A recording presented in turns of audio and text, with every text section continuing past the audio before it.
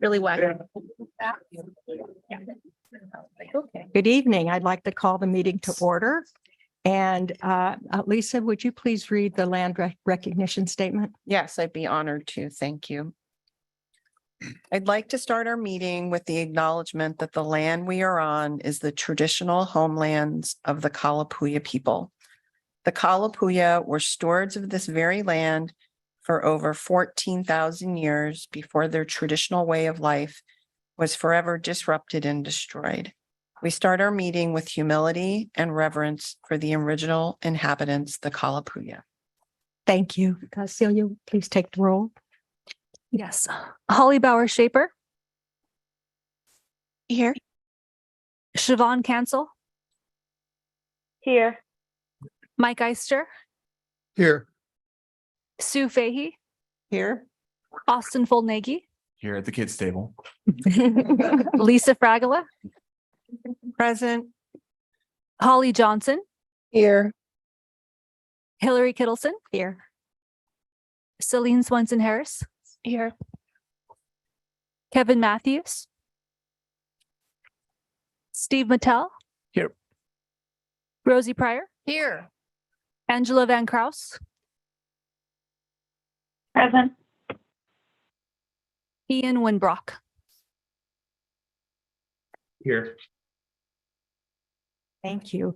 The third item is to adopt the agenda and approve the minutes. And I'd like to suggest a change to the agenda where we move the approval of minutes to next week. I had several edits. I thought I had sent them to Celia, apparently not. So if that's okay with everybody, we'll move approval of the minutes to next week, the May 10th minutes. Okay. The next item is public comment.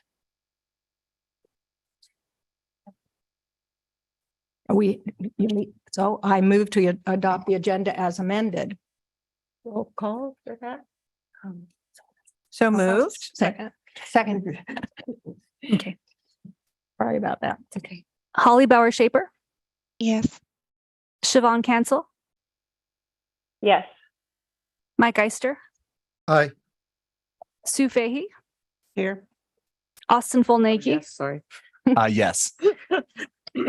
Lisa Fragala, Aye. Holly Johnson, Aye. Hillary Kittleson. Aye. Celine Swenson Harris. Yes. Kevin Matthews. Steve Mattel. Yep. Rosie Pryor. Yes. Angela Van Kraus. Aye. Ian Winbrock. Yes. Okay, now time for public comment. Adrian Mitchell.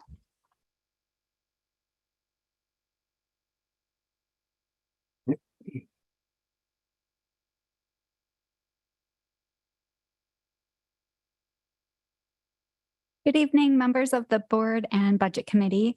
My name is Adrian Mitchell. I serve as the president of the LCCEA, the faculty union, and I wanted to make a few brief comments. First, I really wanted to express again my appreciation for your service on the budget committee this year, and thank you for your active engagement and asking questions and really, ensuring that we have an appropriate budget for LCC for next year.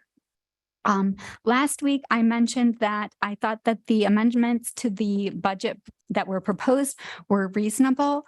And I do still think that those amendments were reasonable. I do want to clarify that that was kind of under the premise that we had a higher beginning fund balance.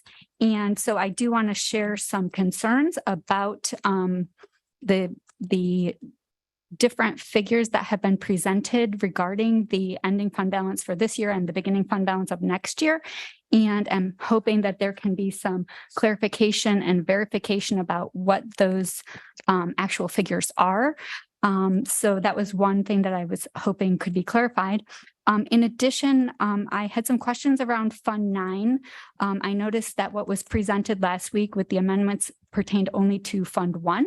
And so some questions around the beginning and ending fund balance for Fund 9, as well as the amount of funding budgeted for M&S in Fund 9. Finally, I had the opportunity to view the amendments that are posted on board docs today around 4:30 p.m. I understand they may have been posted right around 3, but I was in a meeting at that time. And so the timeline is very short in terms of the amount of information that has been shared publicly about those amendments. And I would encourage you all to consider allowing sufficient time for the public to be able to view and comment on any proposed amendments. Thank you very much for your consideration. Thank you. Are there any other? Okay, so we'll move to discussion. And my question, Marlene, are on responses to information requests. Is that the presentation of this schedule here? Is that what you're going to be doing? The information request is the document, we answer questions that were asked. Mhm. So. So you're going to go through the responses to those questions? We can walk through them Yeah, whatever you were planning on doing. unless. We can walk through them. Okay. Right. So, does everyone have? No. Copy of response to question. Oh, the fact.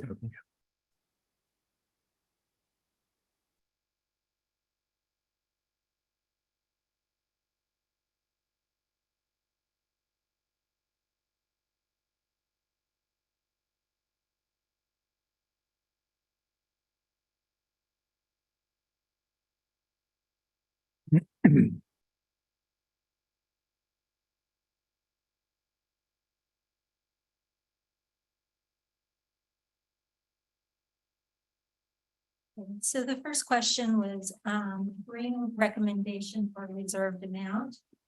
So the college administration has identified expense reductions amounting to $4 million to be set aside as a reserve or revenue shortfall.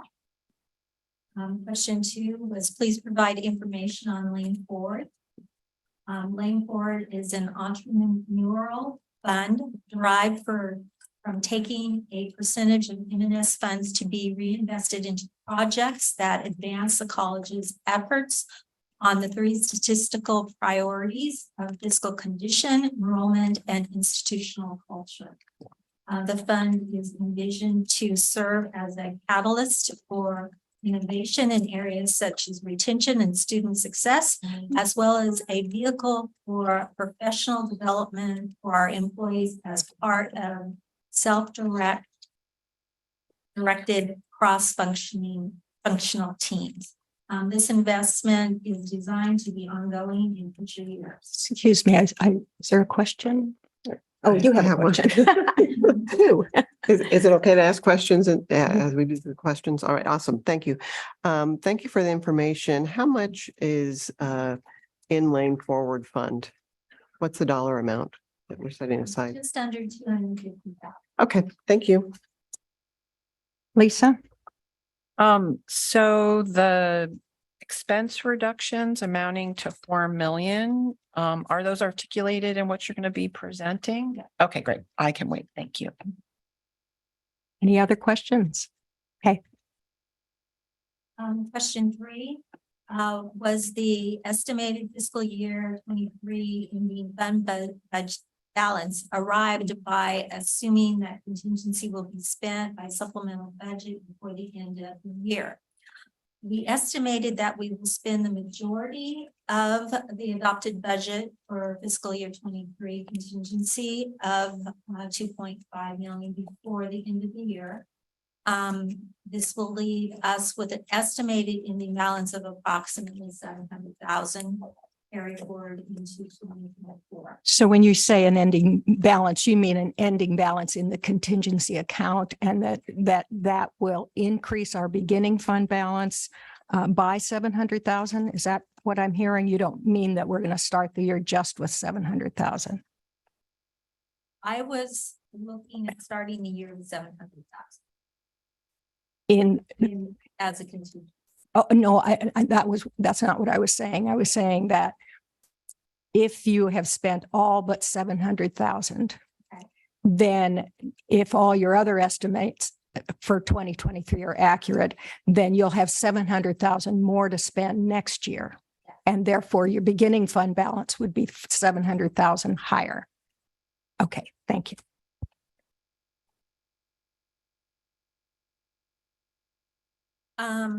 Item 4, there's a note in cell E47 identifying a $2.1 million reduction. The value of 12 plus million seems to be the same as in the PDF proposed budget. Does this 2.1 million come out somewhere? The 2.1 million reduction was only done in the budget projection worksheet. It was not in the original budget doc. You'll see that there's that difference if you go to add them up.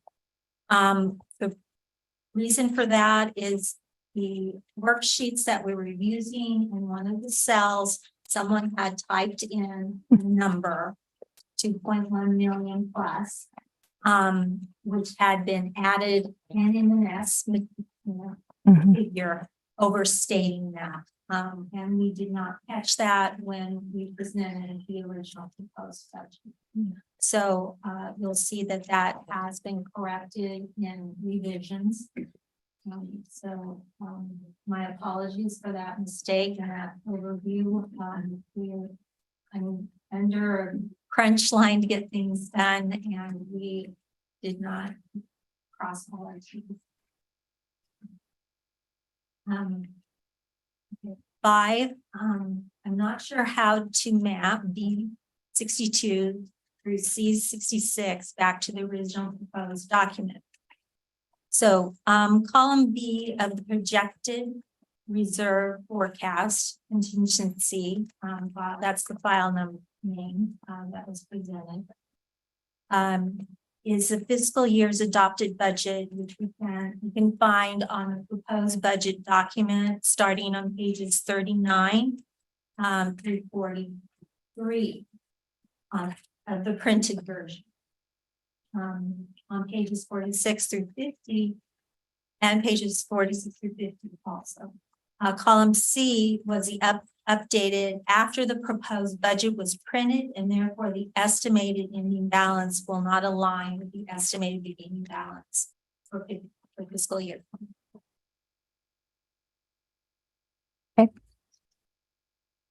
I do have questions about like timelines for decision making and what documents we'll actually be using to think about recommending to the Board of Education.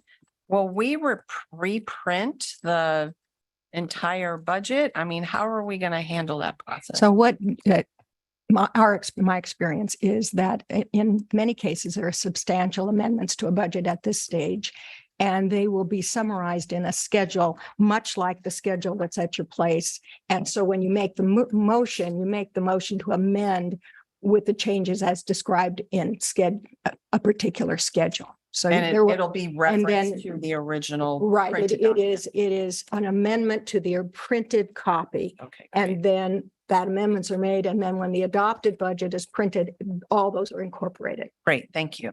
Excuse me, Chair, if I could just add that generally, what my understanding from Brett is that we print the final budget when the budget is adopted by the Mhm. board. And so we do print that again. And we also do a very short run of this initial proposed budget. It's a very short one, a small run of proposed budget items. Okay, thank you. To be Mhm. to be clear, I don't think the concern is about, paper waste. I think it's just about some place where we have a clear sort of, Right. Absolutely. statement to refer to. That's the most important thing. And there are starting to become quite a lot of contingencies and changes to try and track. So I think that's the more important issue for us.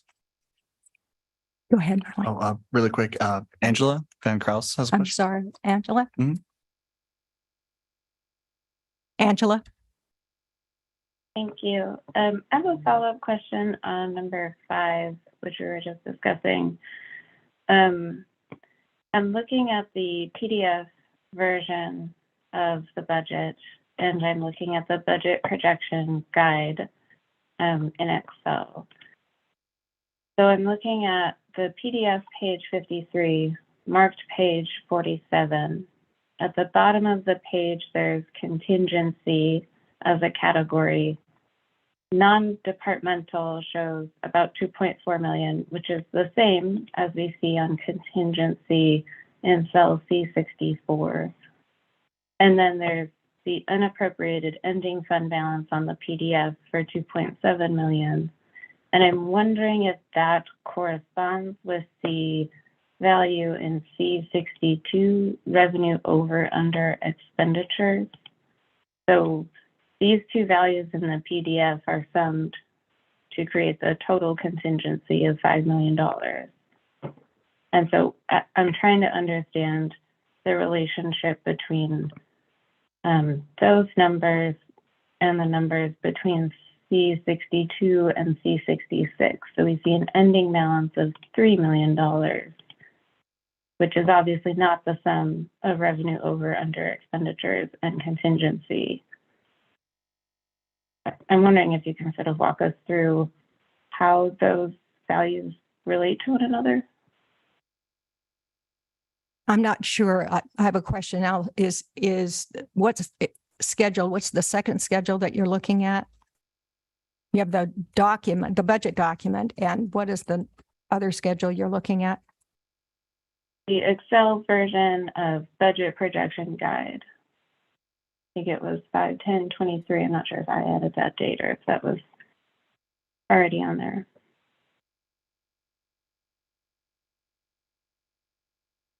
That the one with the colors? Okay.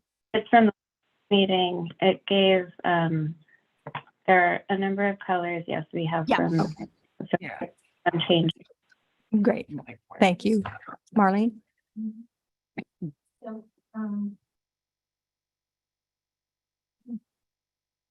so the, if you look, well, that's probably not going to be in that version. This next one. This one's-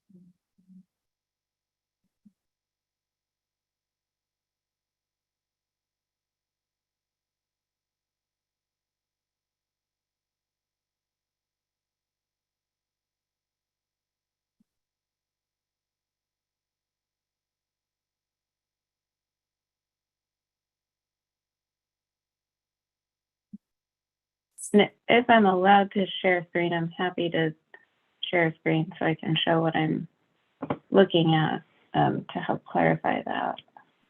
So is the column that you're looking at labeled revised 5/9/2023?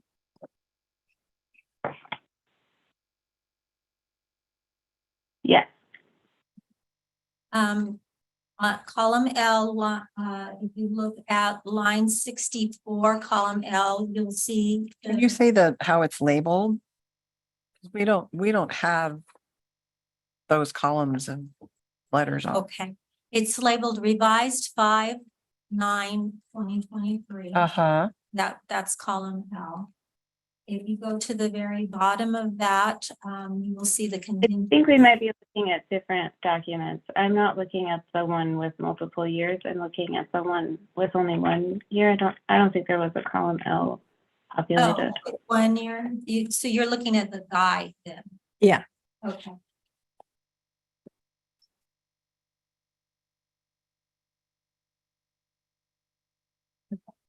So, so if you go to the bottom, of the guide, the second figure from the bottom is the 2.398 Mhm. hundred. That is your non-departmental contingency. That is on page 46. Mhm. And then, so.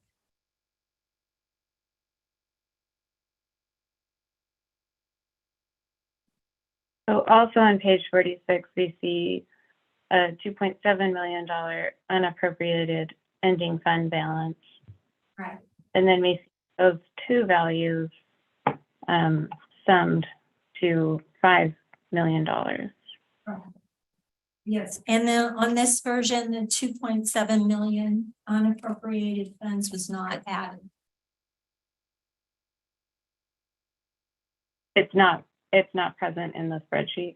No, it's not. And does that number change from the PDF to the?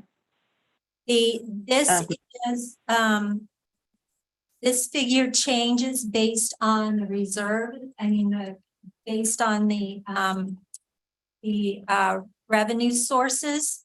There are 4 items for what is called a contingency in our budget system. There's the president's contingency, which is 1%.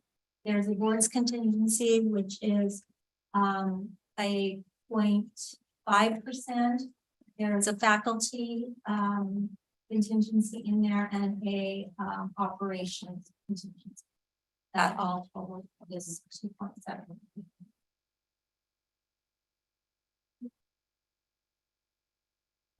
Marlene, are you saying that the $3 million is just the result of a new ending fund balance, given all the changes that you made, rather than the budgeted 2.7 million?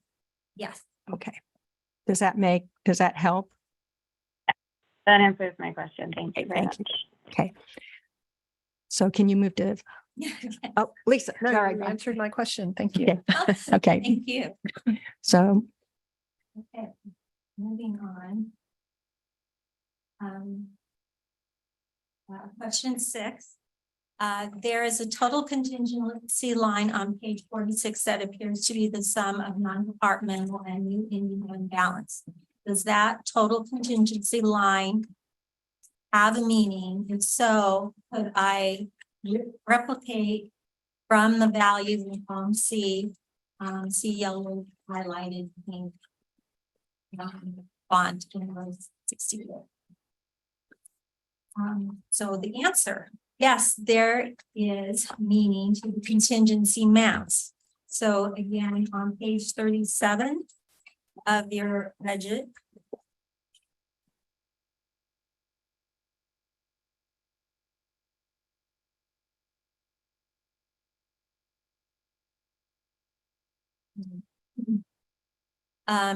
The printed version, and on page 43, you'll also see that in the contingency amounts there. So we show both the reserve, the 27 and 2.7 million, and then on both of those reports. It's called, there's accounting always has so many different names for the same thing at times, depending on whether report you're looking at. So on page 37, it's total resources or 2,000.7, and then it's transferred to from fund balance is the unappropriated ending fund balance. And then if you go to 43, you'll see that the unappropriated ending balance is 2.7 million as well. And then to identify the different contingencies, there's a definition listed there for both the board and the administration contingency, which I had previously stated. The administration is 1% at the president's discretion to use, and the 0.5% is the board's contingency with their approval. hey, any other questions before we move on? Oh, Angela? Thank you. The question I was asking in 6 was primarily answered by the follow-up to number 5, but I wanted to say thank you for the additional explanation. I also, just somewhat of a non sequitur, wanted to say thank you in general. I understand that this is a very hectic budget season and that we have lost a number of folks with a lot of institutional knowledge. And I think that everyone's been working very, very the budget. And I just wanted to appreciate all of the efforts that's gone into that. Thank you. Number 7, personnel breakouts, rows 4 through 43 seem similar bucketing for prior years on page 22, but budgeted year not shown. So on page 22.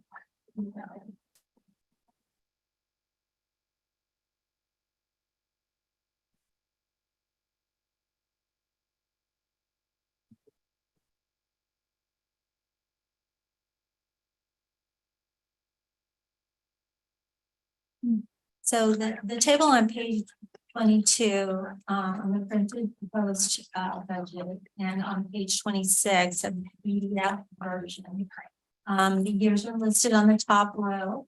And it's important to note that this total table lists history of requirements for both Fund 1 and 9. So requirements.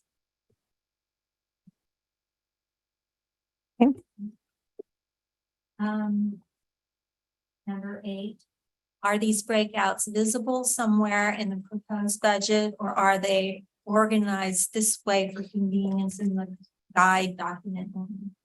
So the proposed budget document will illustrate requirements by expense categories on page 44 to 46. And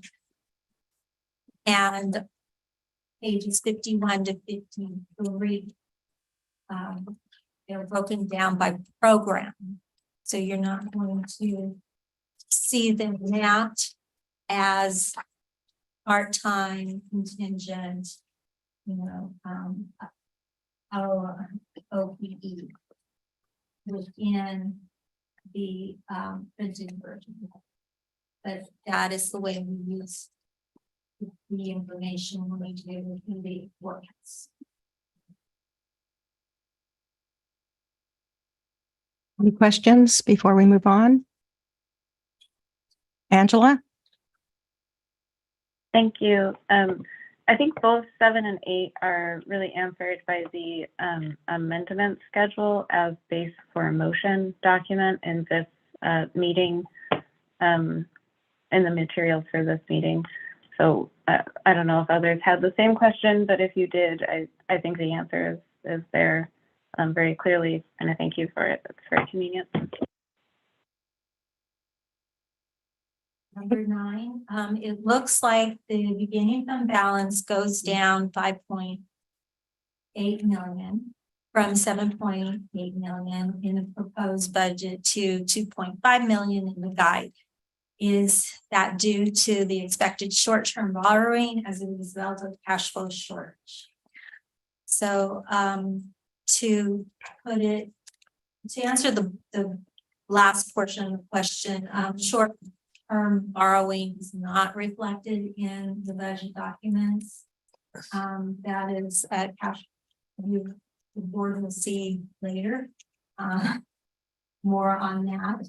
But within the budget itself, there is no short-term borrowing cash flow presentation. So the proposed budget begins with a balance of 7.8, which the budget office had estimated prior to doing an estimation for the current year. So that was already built into our budget developer and was not adjusted after the analysis was done. Our fiscal year in 23 shows a different story of 2.5, which is used to carry forward, and then that will lead you back to the 7 to the 5.8. which is the fiscal year 25 beginning projected balance. Thank you. Questions on that item before we move on? Lisa? How do you get from the 2.5 to the 5.8?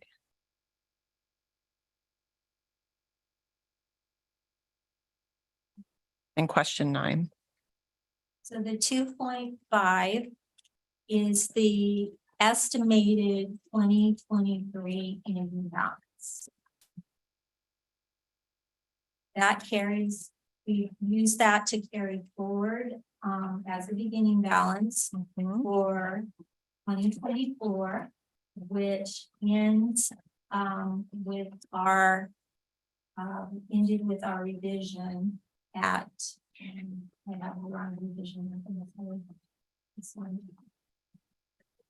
3 million. Oh, yeah, I think of it being 3 million, which carried over to 2025. So you were looking at a 2025, not Right. just next year's budget. Right. So if we sort of, So we go from 7.8, which was wrong, and revise that. To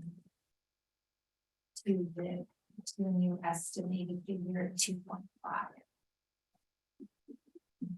What got added to the 2.5 to make it 5.8? I'm just not understanding the relationship, so sorry. can we hold that question? I don't want to lose it, but I think it's because of all the changes that were made in the forecast, all the iterations, and we really would just want to concentrate right now on from last year to this year. So let's hold that so Okay. we don't lose it. Yeah. Does that feel okay Thank to you? Okay. Is that it on the questions? Nope. Okay. We are holding 2 questions for more review and research and to make sure that we explain it in a way that can be understood. I mean, I understand it, but I want to make sure I explain it to you guys.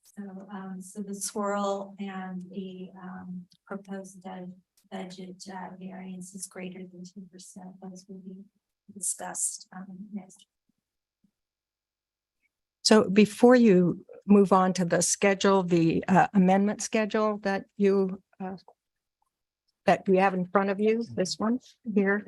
I was looking at it this afternoon, and I think it would be helpful for our discussion today for you to draw a line through the down at reserve for revenue shortfall. Do you see that line at the second from the bottom? And if you can draw a line through the negative 4.3 and the positive 9.8. And simply put 4 million in the where it says 5.4. Because I think there was some misunderstanding. And if you do that, it comes out approximately right, which is perfectly good for our discussion today, as we're just trying to conceptualize and focus on the expenditure reductions and the changes column. So Would you say that one more time? Sure. I missed the amount. to the read it. reserve for revenue shortfall line, the first column, just strike that number, 4.3 million. In the second column, strike the 9.8 million. And in the third column, replace that 5.4 with 4 million. Because that is the proposed reserve for revenue shortfall, and we want to make that real clear. And then if Marlene can go through the changes, then we can have that discussion about whether this is a good strategy to prepare motions for next week or the following. Great, thank you. So we'll just start from beginning balance. So as I explained, we had put into our budgeting pool 7.8 million as our estimated beginning budget. Just if Oh, I'm trying sure. to follow along with these changes in the proposed budget document, would you be willing to let me know what page I might want to look at just so I can compare?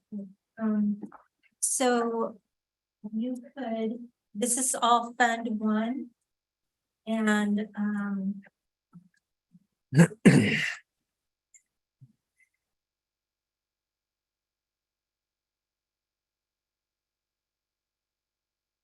Fund 1 starts on page 45 in the PDF and 39. 39. Yep. mhm. Yeah. 39. So, so we put in, proposed, into the system before we did an analysis on our current estimate. Mhm. So our, current estimation for this year, we were going to end with 2.5. So we adjusted the beginning balance to 2.5 million based on our new estimation of where we're going to end this year. So, and then the next change was the update of the forecast of state funding. We got a new forecast, which was lower than the original forecast. That we had to recalculate the amount of revenue that we're going to get there. So you can see that, the proposed 1-year calculation. And there's a slight difference there, because we again had another typo, another clerk error in calculating the original budget amount. So we had reserved, somehow reserved 1.2 million. So that figure was originally 1.2 million lower than what it should have been at, or, so it should have been, it should have been 29.9 million instead of 28.7. But that's okay, because we were holding a reserve, right, guys? The next adjustment was tuition. Forgive me, may I ask a question before you go on? Property taxes, it looks like there's no, it is, No, we did not adjust property. it's right there at the 25 I million. see it. I see it. The 25 million in the first line, it was your original projection. This is your ongoing projection. So Ongoing projection, yes. for a minute, I was thinking that the first column was last year No. and I was looking for an increase. No, it was our. Yeah, It's our thanks. proposed. Thank you. Thank you. So tuition, we have increased tuition, by 5%, 5% enrollment increase. So that figure, has increased by 1.3 million. Oh, wait. See, I do have a question. The 1.3, what you had, your budget assumption was at 2 or 3%? 2%. 2%. So you went from 2 to 5%, and that 1.3 is the difference. Okay.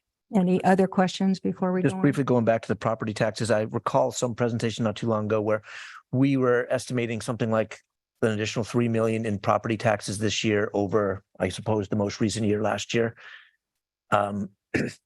And I might have that number off a little bit, but it was an increase over the past year. I just want to make sure that's reflected in this 25 It million is and 5, yeah. Yep. Yeah, yes, I did, and there is a worksheet that we presented before at another meeting Mhm. that shows how that was calculated. So Mike has a question. You're on mute, Mike. Got it. Okay. I'm wondering if back up on state funding, we could modify that note, updated the latest forecast.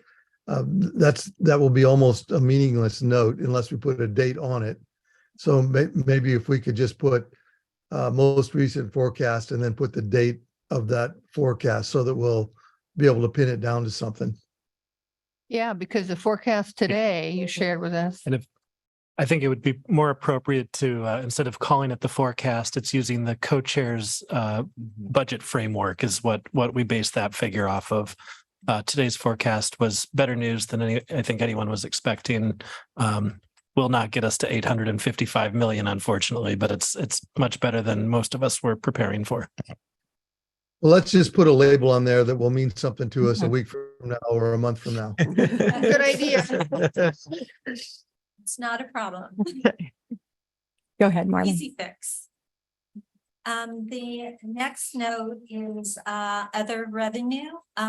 We increased other revenue for the ERTC by 1 million. We had 1 million in there estimated, and we know we're anticipating that we're going to get more, so we've upped that to 2 million based on the information that we've been given.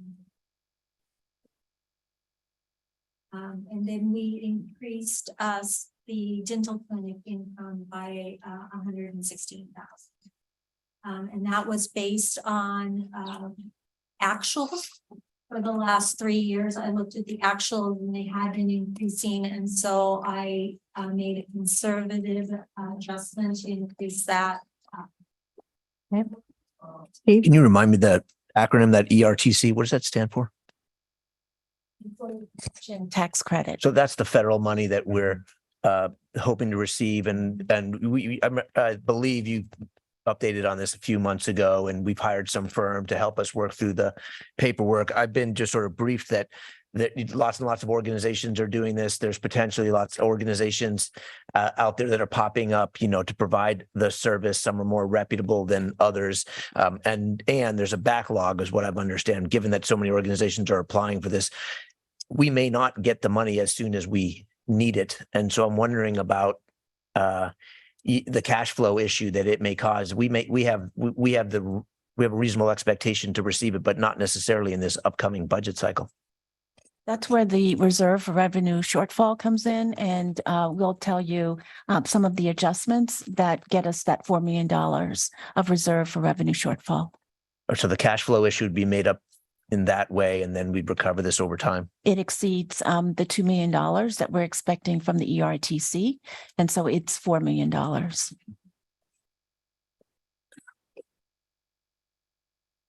Okay, so let's move to the expenditure, how you did that. Okay,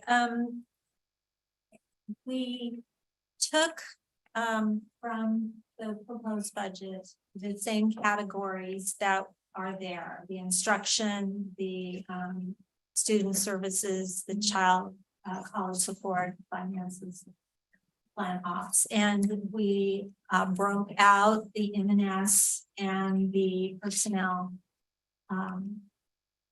changes by those categories and applied them here. So you can see that what portion of it is personnel versus M&S. The plant and ops had a clerical error. If you remember back, we had a clerical error of 2.1 million. So once we got that all cleaned up, it came down to 1.7 million adjustment. I have a question. Susan? Looking at page 42 for plant ops and maintenance, Marlene, that's a different number than what we have in here for the proposed schedule. It's 6.7 versus the 8.3.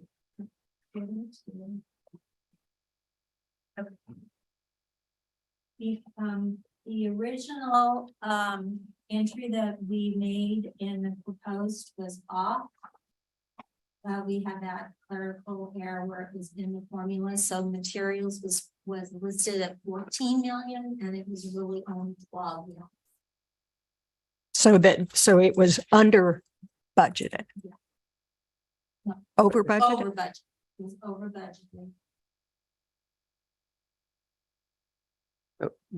We can continue. I'm still a little bit confused because I believe the requirements in the general fund in the proposed budget document total what they should. In the original. Right, this because this is the official proposed budget that we should be balancing to. Mhm. So, but maybe we can take it So- offline and talk about it later. I do want to hold that second, Sue's second questions. We have two questions that we want to hold for. No problem. So, We'll get down to. okay, great. And then there is the transfers in and out, which, we separated that out. That could. If you look to page 46, this might help explain a little bit. Page 46, you'll see that the 700,000 is actually part of the plant operations and maintenance figure. But we chose to identify it in the transfer in and out here instead of that category. So that the transfer in and out, you can see that it's going to be 631,000 instead of the 1,000,000. Any questions before we move on? Lisa? Yeah, so when I'm looking at the printed version of the budget on page 46, I'm seeing the total general fund requirements at 95. But then I'm seeing this column here for proposed at 92 and then amended at 84. So the 23-24 proposed at 92 is adjusted for some miscalculations or typos from the printed budget. And then the 84 reflects some of the adjustments based on needing to balance the budget. So the 92 is you need to add in the unappropriated ending fund balance of 2.7 to that 92.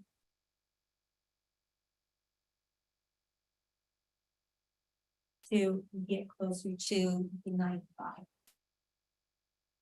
And I believe the contingency also needs to be added in. If you look at Yes. page 46, both those totals are there. Yes.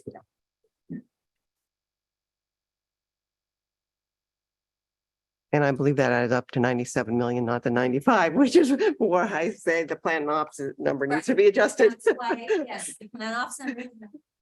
Yes, thank you. Mhm. And this is a perfectly good example of our needing to amend from the printed document with annotations, whatever we need to do, but we have to amend from the printed document, even if there are mistakes in it, and to show that. So does that makes sense? Okay. So, so again, contingency, we're holding 1 million contingency reduction.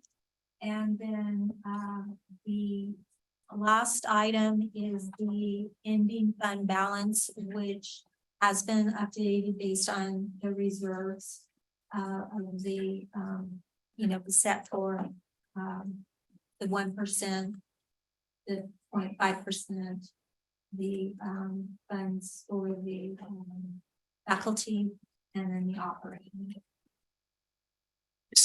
So to be clear about the final column, so you've dropped contingency by $1 million and you've created a second reserve of $4 million for a reserve for revenue shortfall. So you have a $5.4 million altogether in reserve, and you have budgeted a $2.5 million unappropriated ending fund balance. So conceptually, what we're saying is we're creating this reserve, and we have prorated reductions across the board in the operating budget and in contingency and a transfer reduction to hold spending constrained until we see if revenue does come, whether particularly from enrollment and the grant. Austin and then Steve. Essentially, they're buckets of money and they're triggered based off of certain events that happen and they're Yes. initiated Yes. essentially. Yeah. And the board Mhm. the board will be making through supplemental budget, making those decisions. Absolutely. So, Yep. And it's based off of, and just to clarify, things like enrollment, what grants we get, and any other funding sources like the, exactly. Yeah, precisely. Yeah. Okay. Steve? I just want to go back to the expenditures column, right? There's some, I don't know roughly, but millions of dollars reduced off of what was the original proposed. And I see the notes, right? The piece that ties to personnel and the piece that ties to M&S. In some cases, the personnel is significant. The first line, there's a 1.6 million reduction. There's further down there, there's 840,000. Can we just get some additional context about that, the process? What is it that was reduced? Was it that we're holding back on hiring of vacant positions? What are we doing more precisely to achieve these somewhat significant reductions? Well, given a budget like this, then there are really only certain areas that we can remove funds and set them aside. Personnel is one of them. We've chosen to look at large buckets, though, and not detail, because the detail requires a lot of input, it requires process in the institution, and ultimately the Board of Education would need to be involved in that. So we just looked at very, very large buckets. And so that's what you'll see, personnel and M&S. For a budget like this, that's largely the areas that we can go. I'm just going to add a few. To follow up on that, Steve, I think the idea is that if you're monitoring, because of the situation, if you're monitoring month by month carefully and you see that things are not coming in for whatever reason, then you're going to be in staff reductions, and you have to have enough time to do that. And you may have to cut more staff because you only have a half a year of savings. It's complicated. So it really says that the college has to be looking aggressively from day one, or from right now, of what's going to come in and what's the plan B if it doesn't come in. Maybe another way to say it is, in order to achieve the goals of these or to achieve these reductions, it is not sort of a one and done type thing from the board's perspective. We sign off on this budget of, with 84 million and change in expenses, and, that's it. There's going to be a monthly, if not more frequent check-in. And if we start to veer off of the targets established in each of these instruction buckets, et cetera, then I think what I'm hearing is then you're going to be then coming to the board to say, hey, we're not making the targets that we set for our FY 23-24 budget. If you want to stay on target, then you're going to start presenting us with reduction options, and we'll be making supplemental decisions practically month by month, perhaps month by month. Perhaps. And to assist the board, we talked about in this group, we talked about monthly reports. So you would be able to see cash flow reports. You would be able to see actuals as the actuals are coming into play for expenditures and revenues. I'm just going to say out loud, for the benefit of myself practically, but hopefully for others as well, like if we are to pass this, and I don't think we're taking any kind of vote tonight, I know that, but if we are to adhere to this, this requires an incredible amount of discipline by the board, not so much the budget committee, by the board, though, over the course of the year to achieve this. And we'll be in a situation of likely making painful decisions, because at the end of the day, in past years, we have exceeded our budget. We are doing so this year, right? We're dipping into contingencies year in and year out, which is a clear indication that we're having a hard time sticking to proposed budgets. And here we're proposing cuts to a proposed budget. I'm just making the point that carrying forward on this has a year's worth of really tough decisions following it. Lisa? So in the last meeting, some of the things that Stephanie, you also discussed were savings from the swirl, and I see that you've actually described that in the past two meetings. And I see that as one of the questions still yet to be addressed, as well as in the last meeting, we discussed $1 million that you were recommending of positions that we not fill for 1 year. Are these reflected in these amounts? Yes, I'll ask Marlene to speak more specifically to that, but yes, it's included. Go ahead, Marlene. Nice loud voice. So, yes, his staff has worked diligently on positions to hold. We had a list of positions that were presented in the cabinet meeting for approval. We went through a 2-day workshop to discuss which positions were going to remain and which were not going to be pursued. And so the positions that remain are part of the adjustment. And the swirl, which is the positions that are not filled, that were approved, are part of that as well. And so you'll, at the next meeting, you'll have responses to question number 1 about the swirl, and question number 2, I think was one that Sue asked last time to make sure we weren't double dipping. Right. Yeah. We're not. Okay, great. So, just a minute, I think Ian had his hand up. So Ian?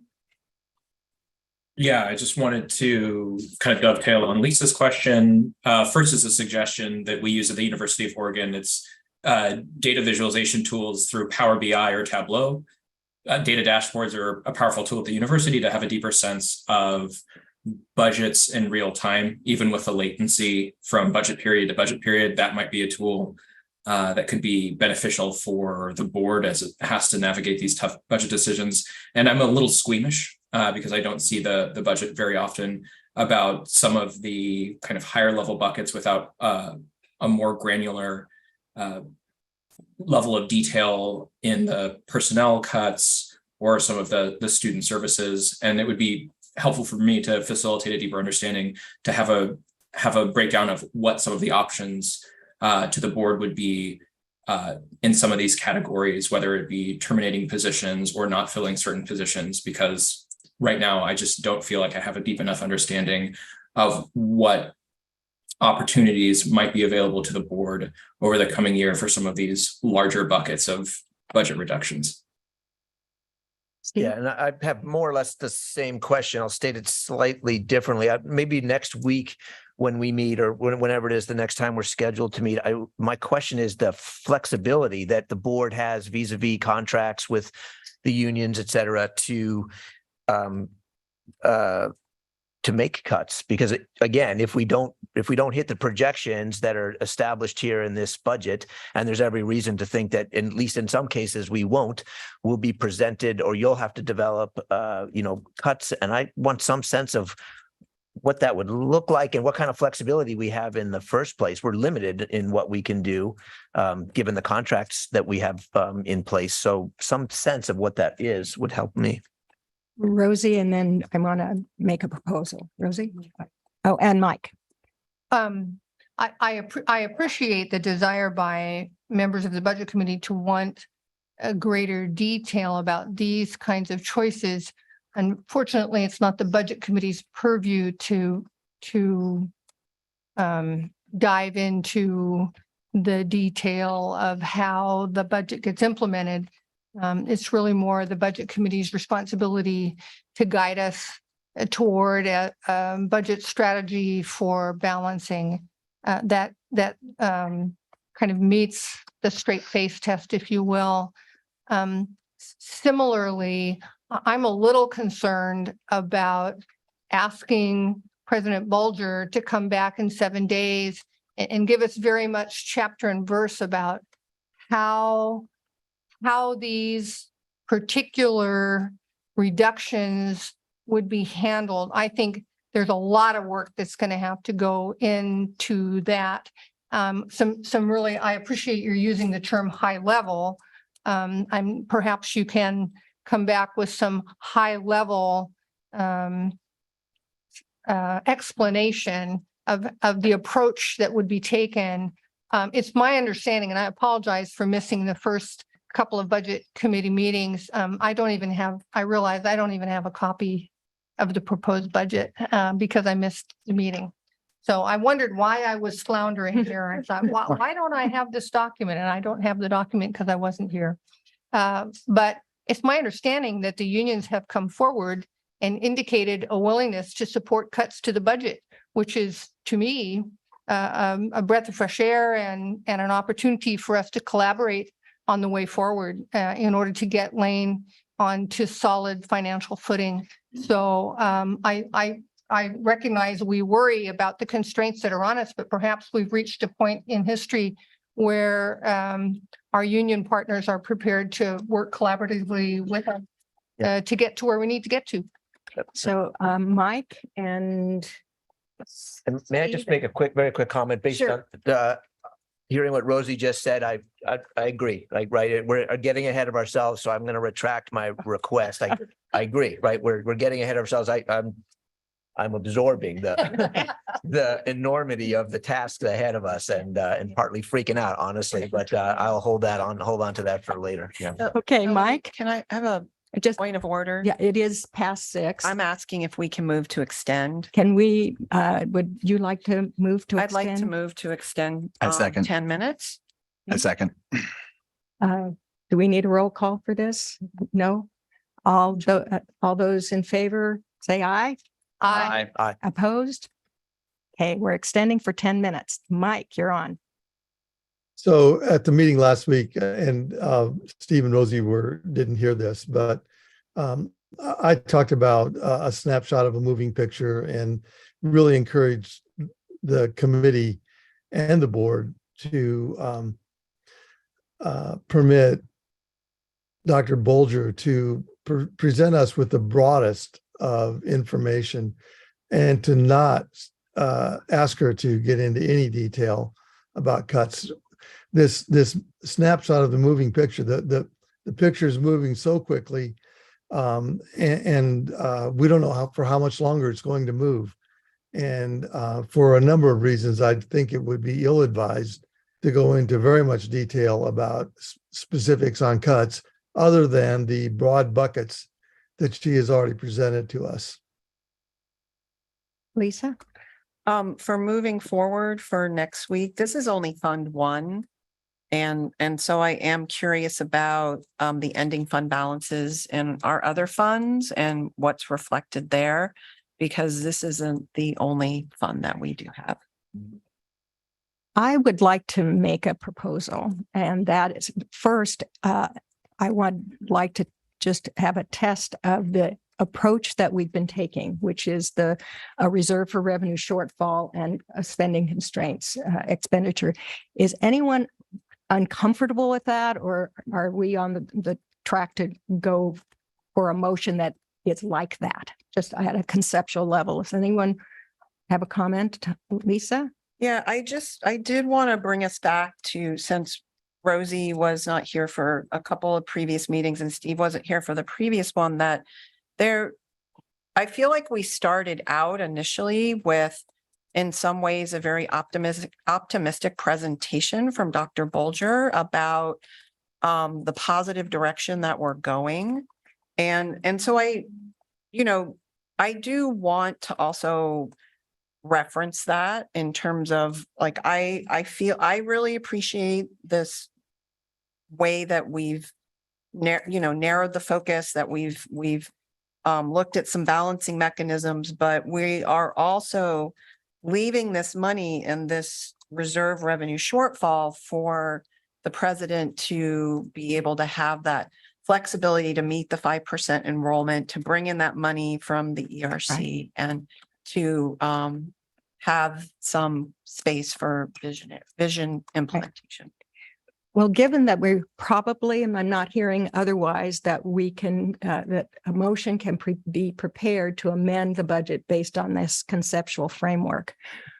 My question is whether we're ready to take action, or whether we can preliminarily have motions, the answers to questions, and the motion, but maybe reserve the following Wednesday in case it's needed.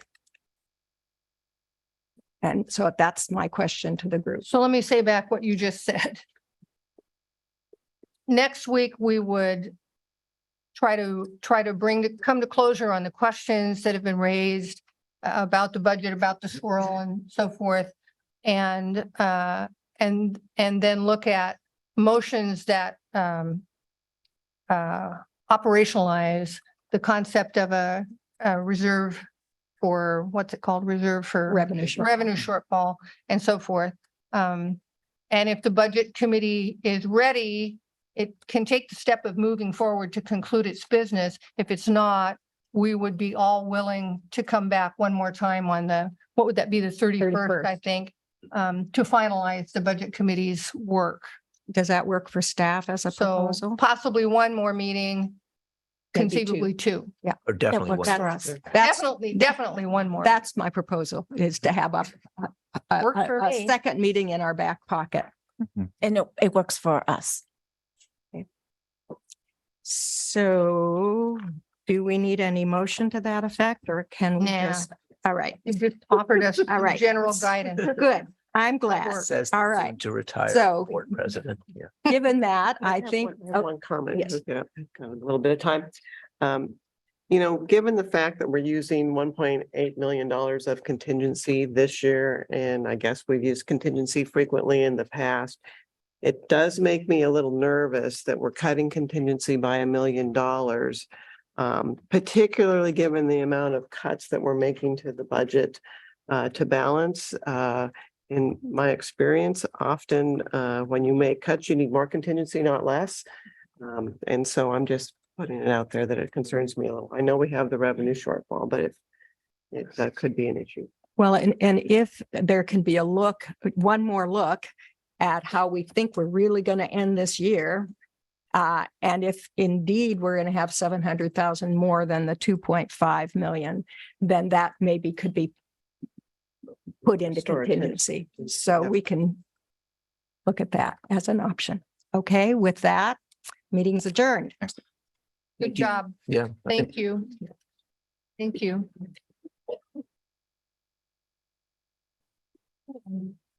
Yeah. So do we need to take a 5-minute bio break here and convene at about quarter after? Yes, please.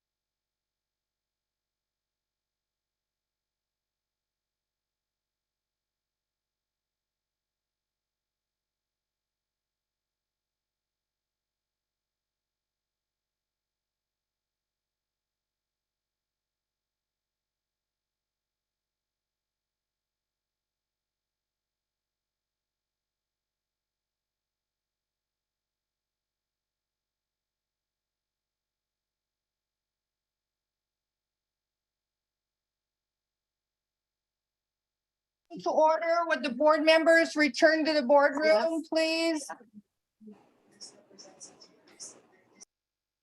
We're cheered. Am I even in the right place?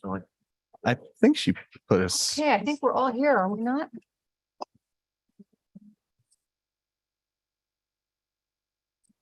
Are we broadcasting? All right. Welcome, everyone, to the May 17th special meeting and work session of the Lane Community College Board of Education. My name is Rosie Pryor. I'm the current chair of the Lane Community College Board of Education. And I'm calling this meeting to order. Do we need to call the roll? Or are we good? You want to call the roll? Thank you. Mike Eister, Here. Austin Volnaghi, Here. Lisa Fragola, Here. Holly Johnson, Here. Steve Mattel, Here. Rosie Pryor, Here. Angela Van Kraus. Present. That mean we're all here. Lisa, you act like you have something on your mind. When you move to B, I do. Okay. B is about adopt the agenda. Is there a motion are there any adjustments or changes to this evening's agenda? Yeah, I would like to add to the work session agenda an opportunity to discuss the health clinic in terms of the plans for moving forward based on some of the changes that Dr. Bulger has discussed with us. Is there a support among board members to add a discussion about the health clinic on the work session agenda? If that's a motion, I second. Is that a motion?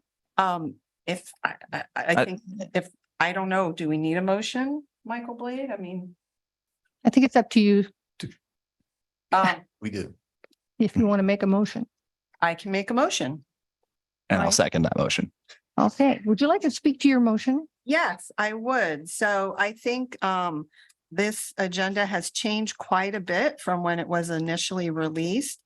And that the president has had some conversations with board members. And I'd like to have an opportunity to ask some questions about what the timeline is moving forward. Okay. There's a motion on the floor to add some discussion about the health clinic to the work session. Angela, comments? Yeah, thank you. I think having a discussion makes sense, but I don't necessarily want to get too far ahead of ourselves. Can we ask if President Bulger is prepared to have a discussion? I don't think we've given her any notice of the plan, so I wouldn't imagine that she's prepared materials for it. So I want to make sure that we're not asking for something that doesn't exist. Okay. Any other questions or comment? Would you like Dr. me Boulder, did you want to respond? to that? But thank you for that. Actually, I'm not prepared in detail. I've got some sort of a broad framework and working on some things right now. And that would be reflected probably in my responses to any questions you might have. Yeah, I was just it's an opportunity for the board to have a conversation about what the plan is to move forward. That's what I'm looking for. I'm Okay. not looking for detailed explanations about what will happen with the health clinic. I'm just looking for a sense of what the next steps are. Steve. Yeah, just another perspective on it. I believe my understanding, the reason why it's been removed from the agenda is really just in part in recognition of the significant, outpouring of feedback that we're receiving and trying to absorb it, figure out what's the best process to move forward. Yeah, that's exactly what I want to discuss. What is the process to move forward? And I was going to say, that is sort of fast moving. And so I think the first thing that was done was to remove it from the agenda to provide some time to really think through that process, to be able to relay to folks more precisely what to expect. Following up on what Angela said, to to put Dr. Bulger on the spot right now to answer questions that she just may not be prepared for, may not be in the best interest of the institution. And at the same time, of course, everybody deserves, an explanation of what is going to happen, how the decision is going to be made, what the process is going to be. Absolutely. But perhaps more time is needed in order to give that full, and clear explanation. I sure would appreciate that. That would be really great. Well, I'm asking Um, board members. Let me, would you? Asking as a board member to have the opportunity to ask some questions because I have heard information about specific plans and I would like to get clarity on them. Can I hear from some other board members, Yes, Lisa? absolutely. I have both Angela and Mike. Angela, I'm gonna let Mike go first and then Angela. Yeah, I'm gonna vote no on the motion. I think that when Dr. Bulger's ready to talk with us, she will talk with us and we'll all be able to ask whatever questions we need to ask at that time. Thanks. Angela?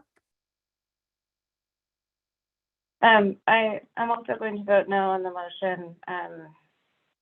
The response I was looking for, Dr. Bulger gave, and it sounds like we're not ready to have that conversation as a board. I think that there are plenty of opportunities to follow up one-on-one with the president, and I think that we'll find out more once there's more to be shared. And I would certainly prefer to have a structured conversation with preparation rather than putting our president on the spot. Thank you. Holly, do you want to be heard from? Yeah, thank you. I think we're not ready to have a structured conversation right now. I think if we open it up, it's going to go in a different direction. And given that the president said she's not prepared, but I do agree that we need to have further conversation. I think it may not be tonight. Lisa, Thank I would like to bring this to a vote. I think we've understood what you're asking for. I don't feel like I've had an opportunity to fully address what I'm asking for. So I am not asking for a detailed conversation about the outcomes of the health clinic, but in conversations with the president, I've heard that there's a plan to schedule the decision for this on June 14th. And I would like the opportunity to say that I would like for to put forward my input on the scheduling because I will be traveling on June 14th. And I would greatly appreciate and respect from my fellow board colleagues to be able to be present for that decision. And so I will be back on June 19th and I will be available at the 21st meeting. So that was all I wanted to have a conversation about is the steps. Okay, thank you. We have that information on the boards now. And at this point, I'm going to ask board members to vote on the motion that's on the floor. So I'll will you call the withdraw my roll? motion. Thank you. Oh, okay, we're wait. not voting. Thank you. Yep. Always here. Holly? I have a question. Can I just clarify, Lisa, when I know you're getting ready to read your motion, that you're asking for another meeting for June 14th? Are you going to be asking for us to? No, to clarify, I was asking that if we are delaying, that we delay to a time when I am going to be here and not 23rd. for June 14th. Okay. That, I understood that. And so it looks like the chair is acknowledging that and I've withdrawn my motion, though I would like to say that I find it concerning that board members would not support another board member and having a conversation about such a significant issue. We're going to move on. Great, thank you. Is there a motion to adopt the agenda? So move. Sorry, Thank you, Mike. second. Thank you, Steve. Celia, will you call the roll, please? Mike Eister, Aye. Austin Volnegi, Aye. Lisa Fragola, No, Holly Johnson, Aye. Steve Mattel, Aye.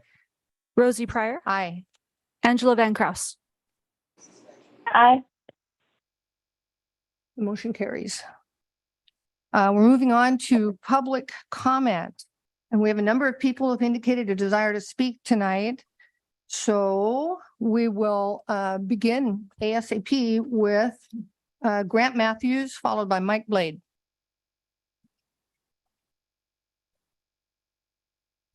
Good evening, Chair Pryor and members of the board. Eve Gray, Director of the Health and Human Services for Lane County, has requested that the following statement be registered in public comment this evening regarding the student health clinic. Lane Community College has reached out to Lane County around the difficult decisions you are having to make regarding your student clinic. We see many healthcare providers in our community faced with similar choices in determining how to focus resources in a way that is best in alignment with their missions.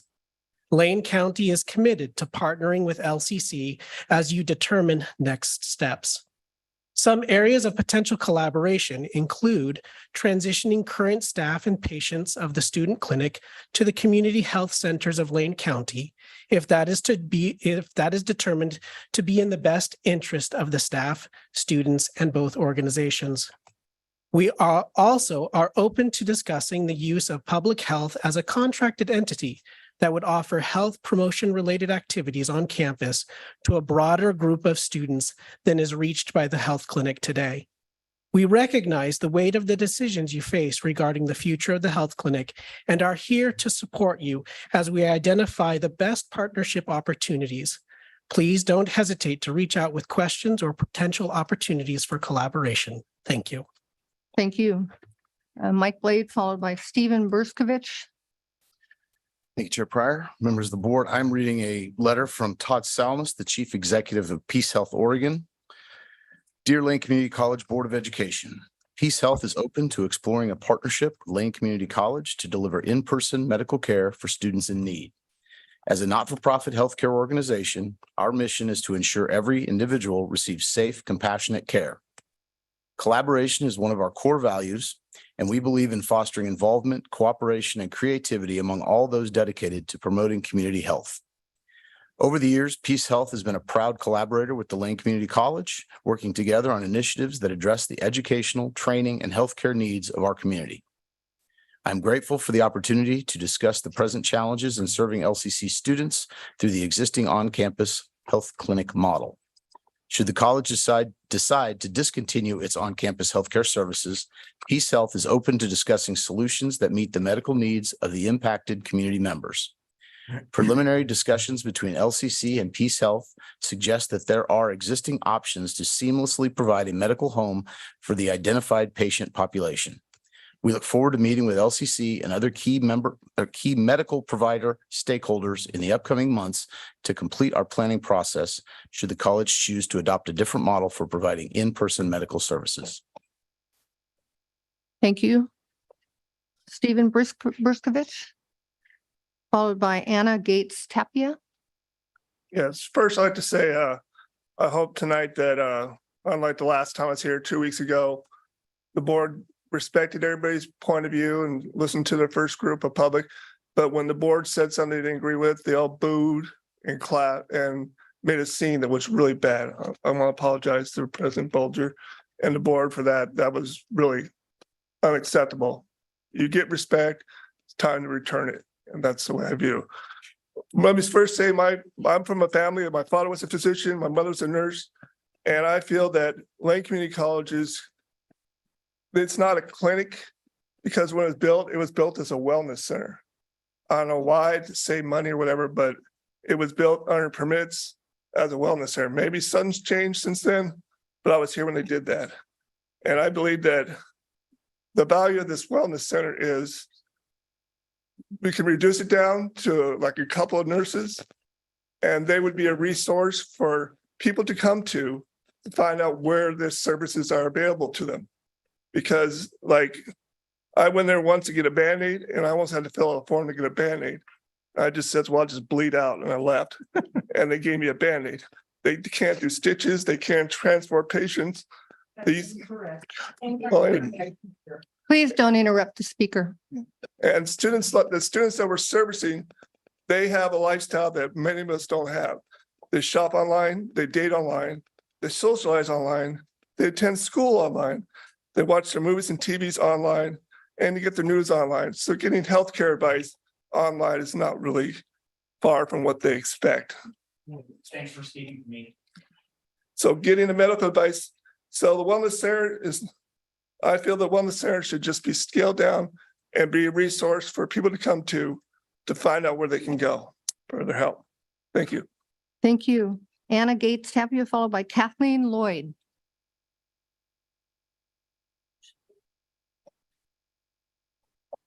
Good evening. My name is Anna Gates Tapian. I'm the Dean of the College and Career Foundations Division that includes the adult basic and secondary education and English as a second language departments.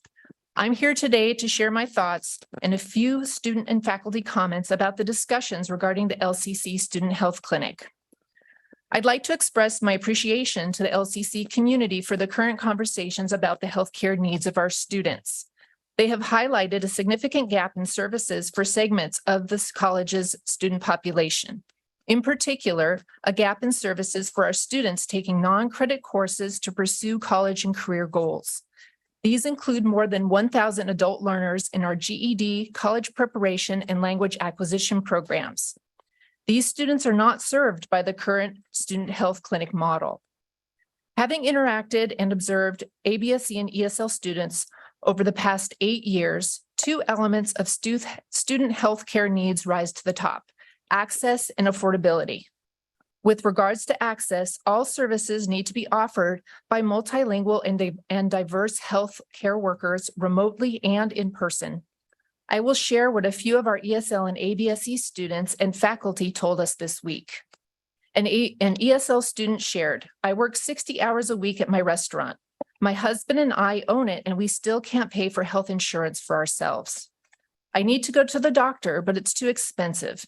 It is extremely important for me to get health care as I get older." Two other ESL students expressed their desire to have access to either telehealth or in-person care with a provider who speaks Spanish. An ABSE student shared, "During the pandemic, I tried to seek out services at the health center. I was worried about being contagious. I was told that I couldn't access health care because I didn't pay student fees."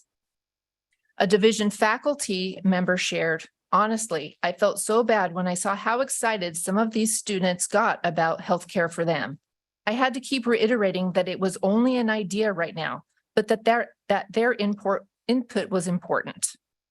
With regards to affordability, our current term fees of $45 and the proposed term fees of $52 or $75 are a barrier for our ABSE and ESL students who cannot access financial aid resources to pay for student fees.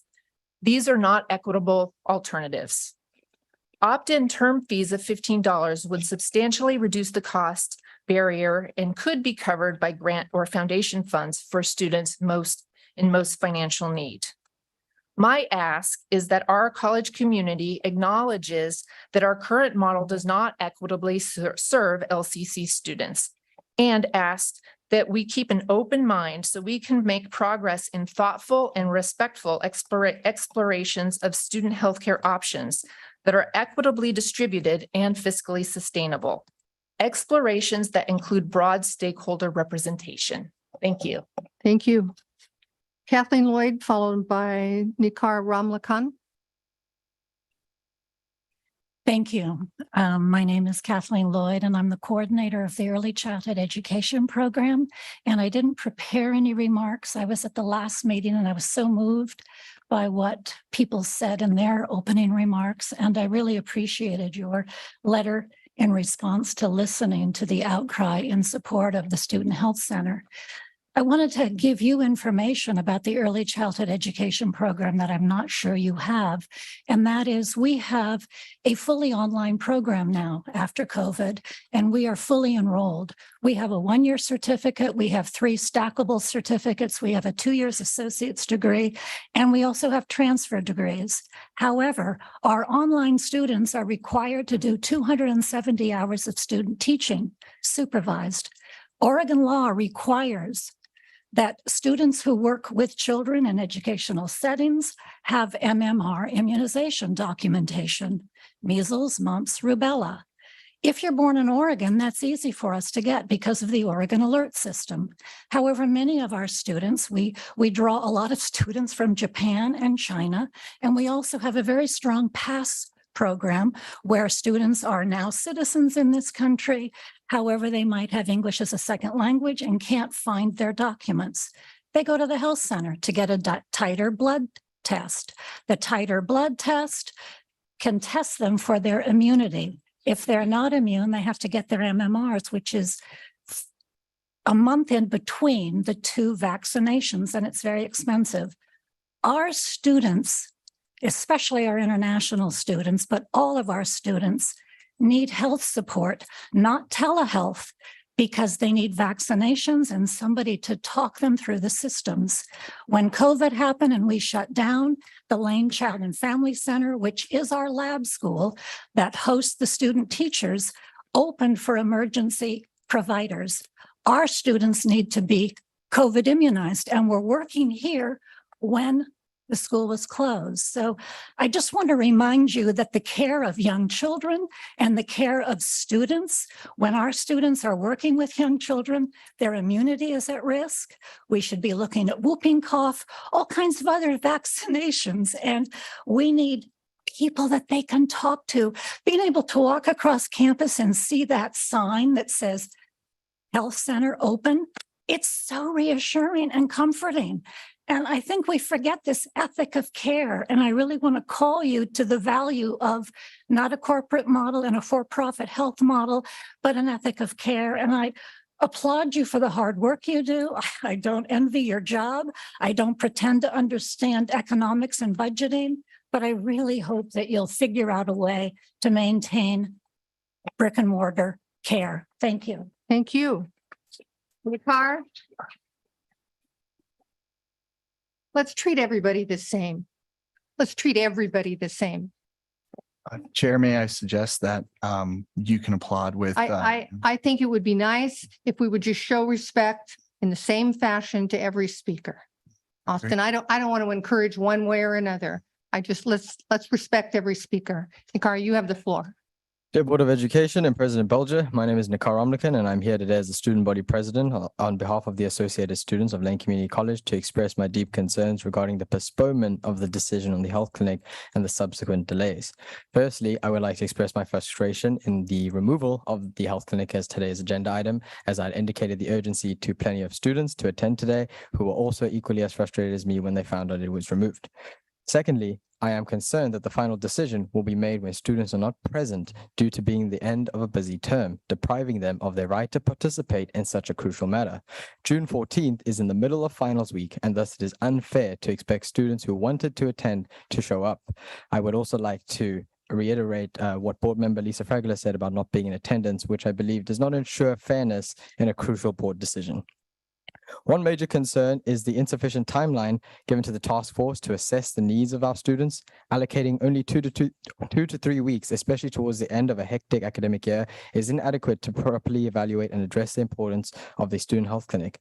This abbreviated timeframe undervalues stakeholder input and undermines the decision-making process for such a consequential issue. Expecting students to engage in a 2 to 3 week task force during the finals week of the term when they're already overwhelmed with projects, papers, and final exams is unreasonable. Similarly, imposing such a timeline on faculty members who are occupied with grading assignments and exams, as well as on classified professionals preparing for the college's transition from spring to summer and managing end-of-year fiscal budgets is impractical.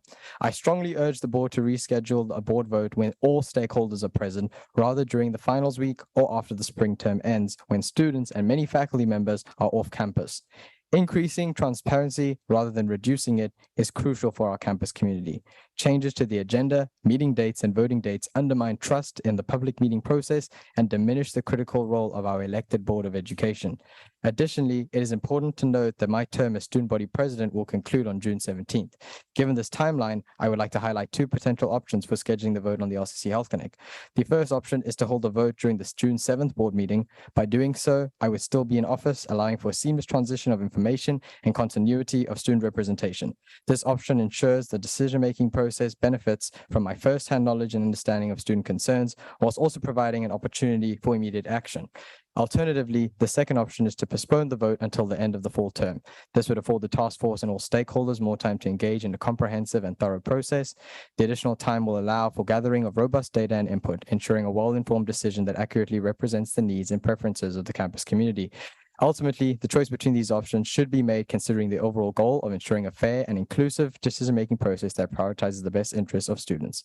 In closing, I urge you to prioritize the voices and needs of the students in the campus community by rescheduling the vote for when all stakeholders can be present and allowing for a comprehensive and inclusive decision-making process. Together, let us work towards a future that upholds the principles of transparency, collaboration, and the well-being of our Lane Community College student body. Thank you. Thank you. Nayla Keller, followed by Wendy Simmons. Hello, I am a student here at Lane, and I felt deeply impacted that Lane's health clinic is on the budget cut chopping block. The health clinic is a service that has been essential for myself as well as countless other students. This service has fulfilled and met student health needs at Lane Community College for 52 years and is many individuals' only form of healthcare. Losing it would be detrimental to the community. A personal anecdote, recently I had poison oak, and due to this, I had a rapidly progressing infection. And since I did not have a primary care physician, I rushed over to the health clinic after my classes. And even though they were closing for the day, they recognized this was an emergency situation and were able to take me in and see me right away. After my appointment was over, Kathy, the wonderful doctor, said to me that she was glad I came in when I did because I only had 2 feet. So I'm quite literally so thankful and grateful I was able to get the medication that day and to stand here as I am today. Additionally, had the clinic not been on campus, I would have missed many more of my classes, and I feel grateful to have such a supportive team of essential healthcare workers who care about student health and well-being. Many students are without insurance and cannot afford to attend a regular clinic or primary care physician. Additionally, waitlists after COVID for primary care physicians can range anywhere from a month to a year, and urgent care and ER bills are very steep. Those who are disadvantaged socioeconomically and don't have the privilege of other options equally deserve quality care. The proposal of solely telehealth care poses a multitude of problems. For one, individuals who do not have a personal computer compatible device or personal Wi-Fi are at a disadvantage, and using a computer from within the school compromises their privacy. Additionally, virtually, you're unable to take vitals such as heart rate, blood pressure, and such, which can be indicators of larger issues. I strongly feel that this is an essential service to meet the needs of students so that they can be most successful. Thank you. Thank you. Wendy, followed by Carly Policha. Hi, I'm Wendy Simmons, and I'm a faculty member in the Health and PE department. And I'm reading a statement tonight on behalf of Rick Riordan. He's a faculty member in health professions and could not be here tonight. He says, I support a vote in early June, and here are my thoughts regarding a task force. A task force is a good idea in theory, but it is the actual practice and membership that can be problematic. If there is a hard deadline for the spring term, it is completely unrealistic and isn't going to work. It would leave the impression that this is just a pro forma maneuver done to appease rather than problem solve. After waiting months to get a primary care provider and still waiting for my first face-to-face visit with a specialist for a chronic condition, closing the student health clinic would have negative consequences, not only for LCC students, but for the Lane County population at large. The student health needs don't go away just from an LCC cost center. The student health needs don't just go away from an LCC cost center. They go into the community where primary care and healthcare resources are already maxed out. This is bad for all students and everyone in Lane County. I am curious to see at a time where the Oregon Health Plan is expanding, Lane County Public Health is hiring more health information management and other personnel, if anyone has looked into some sort of partnership to share resources and provide services. This could be done as part of a thorough analysis over months through a real task force that includes all stakeholders. By eliminating our health clinic, healthcare issues don't just vanish from LCC. This manifests in other places in the community and strains already thin resources. Thank you for your time. Thank you. Carly, followed by Janice Appleton. Hello, my name is Carly Palika. I'm RN at the health clinic. I feel like it's important to point out some of the ways that the health clinic and the services we offer have been misrepresented to the students and the Board of Education. A survey was sent to all students on Sunday, May 14th, just a few days before the expected vote that has now been postponed was to happen. 4 options were given to the students to choose from. The first option was the college should maintain the health clinic and offer solely in-person care for credit students. They bolded this. There was no mention of the fact that we've been doing telehealth since 2020. This feels either negligent that they didn't know this information or intentionally deceitful. The third option given, the college should coordinate in-person care with local off-campus healthcare providers and 24/7 healthcare to all students, including credit, non-credit, ABSC, ESL, and career pathways and their dependents. There's no mention of how much these services from outside providers will cost. So is Peace Health and Lane County Public Health going to see patients without insurance? Many of our students make just too much that they don't qualify for OHP, but don't have any resources to get any other insurance. What these services will be, how often they will be on campus. Without defining these parameters, students may reasonably believe these in-person services are equivalent to what is being offered now, except offered by outside providers and are offered for a much lower yearly fee. If that is not the case, they are being misled and the survey results are not meaningful. I appreciate that Dr. Bulger intends to involve stakeholders in our task force. However, one faculty member, one classified staff member does not feel representative. How many students will be on the task force? How will they be chosen? Will the task force be given adequate time, as in more than 2 to 3 weeks, to explore options? Will someone from the health clinic be involved to speak to the services that are offered and what the cost is to the students now? Or is it a foregone conclusion that the health clinic will no longer be involved in providing healthcare to the students? If keeping the healthcare is still an option, we should be involved in these discussions. Health clinic staff have expert knowledge of not only our services, but also valuable information about the types of patient visits we see and what resources exist in the community for those patients.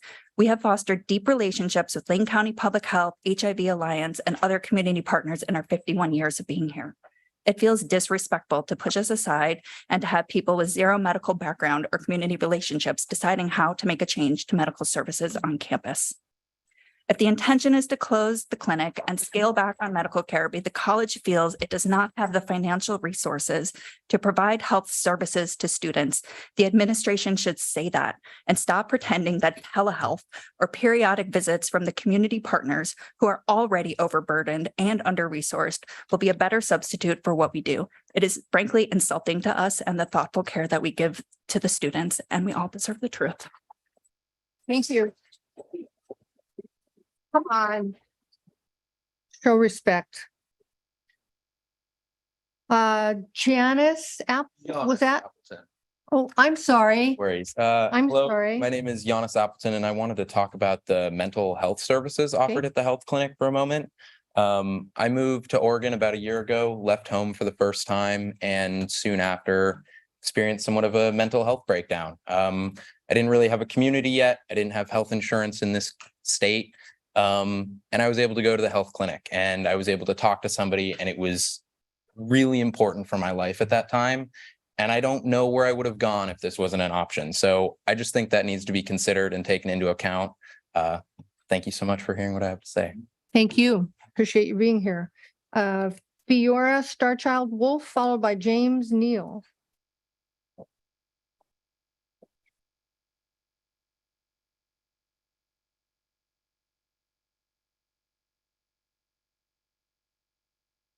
Hi. Thank you to all of you who are here. I just want to say I really appreciate your work. Those of you who have been with us for a while and are stepping down, those of you who are continuing on as board, President Bulger, and the new elects who will be taking seats on this board. I know this is hard work and I really appreciate you for being here. I'm Fiora Starchild Wolf. I've been an enrollment services advisor here for 20 years. And I'm also one of the EC members on LCCEF. I help students with challenges every day, and sometimes those challenges involve their health. They don't always know that they have a health clinic here because the name student health fee doesn't say that to them. The health clinic is hidden down a service access road that usually only employees of the college actually traverse. Some students know where it is already, but it's difficult for them to find. So if we're looking at data about who uses the health clinic, I think we could do better at showing them where it is. I do that a lot. I ask you to continue to hold off on a vote until a truly representative task force with adequate time to consider all options can work on a solution that will not only reduce the impact on the college's budget, but improve the positive impact on the lives and the resulting retention and success of our students. This kind of decision takes time. President Bolger, your choice to try to convene in the last few weeks of spring term as students and faculty are preparing for finals, classified professionals are preparing for things like graduation, grading, awarding degrees, enrolling new students for fall, processing financial aid for fall, and so much more is the wrong timing. Wait until fall term is underway. For most of the summer, the majority of our students and faculty will not even be here. The governing councils do not meet in the summer, as far as I know. This isn't a decision to make without all stakeholders able to deliberate and plan for whatever changes need to be made so that we can best support our students and our enrollment levels, because enrollment also has to do with our students' health. They leave if they don't get their health care. There are likely new student sources of revenue for the health clinic that are possible. We just learned today that House Bill 2002, Oregon's new bill protecting access to reproductive and gender affirming health care, passed and will provide funding to things like student health clinics. Many of us have, on the spur of the moment, come up with similar thoughts on increasing the student fees, expanding telehealth already provided by our own employees, and charging the fee for all students, allowing online-only students, ABSC, ESL, and others to come and seek the in-person services they desire. Many employees remember having been able to opt in for the health fee ourselves, and the convenience of being able to access basic health services here. I miss that. Collaborative decision-making. Lane has used many ways to bring all stakeholders to the table in the past when there were challenging issues to manage. Allowing only one member of each of the two unions onto a task force is not adequate. There should be equal numbers of faculty, classified students, and managers and administrators, as well as representatives directly of the health clinic on such a task force. Finally, let's remember the words of Lane's mission statement. Learning, diversity, innovation, collaboration, and partnership, integrity, accessibility, and sustainability. It is only with all our collective voices that solutions can meet Lane's mission that are truly achievable. Thank you. Thank you. Adrian Mitchell, followed by Lawrence Rashid.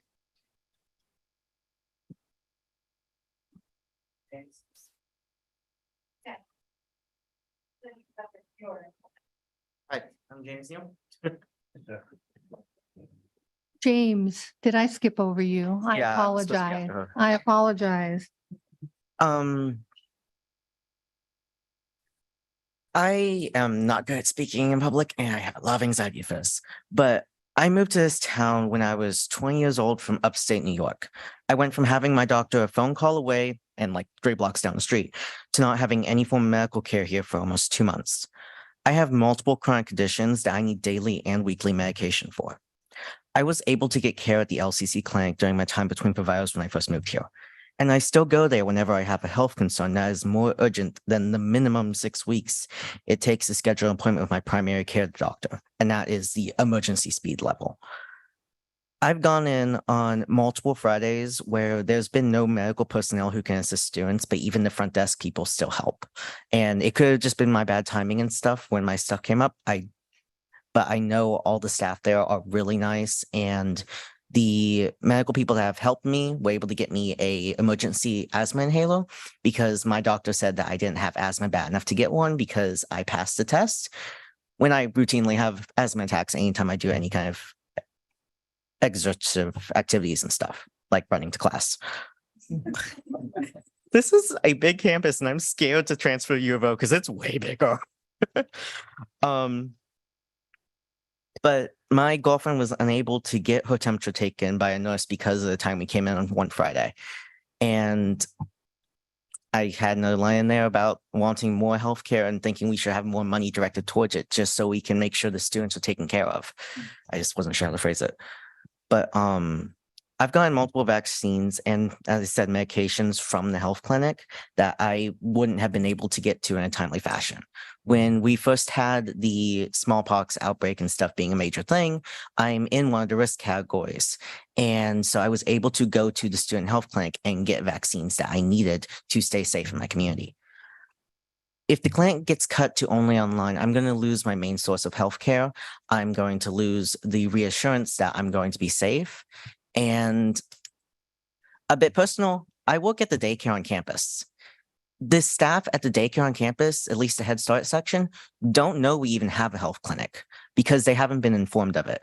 I feed like 45 children a day under the age of 5, and that's multiple meals a day. One of them has a really bad food thing. But the thing is, the staff don't even know about the health clinic, and I've mentioned it to them and they were surprised. If anything, we need more money put towards letting people know about the health clinic and actually what the health clinic services can provide and stuff, and just better funding, because as it is, it's great. It's good, but it can be better. And yeah, please keep it. Thank you. Thank you. And my apologies for skipping over you. Adrian, followed by Lawrence Rashid. Good evening, members of the Board of Education, President Bulger. I have a very brief statement on behalf of faculty. First, I want to clarify that we support the student request that the fee for the health clinic be increased by $7 per term, which was presented at the last meeting as scenario 2. We're also very much in support of an opt-in option for ABSE and ESL students. The clinic does already provide telehealth and would welcome the clinic staff members have welcomed the idea of serving ESL and ABSE students. In addition, we support the students' request regarding when decision-making will happen regarding the health clinic and support the request that the board vote on June 7th. Or as an alternative, that if there is going to be a task force, that it be a real task force and take place at a time when all stakeholders can be involved over the course of a longer period of time than between now and the next 2 or 3 weeks, which would necessitate a task force during the fall term.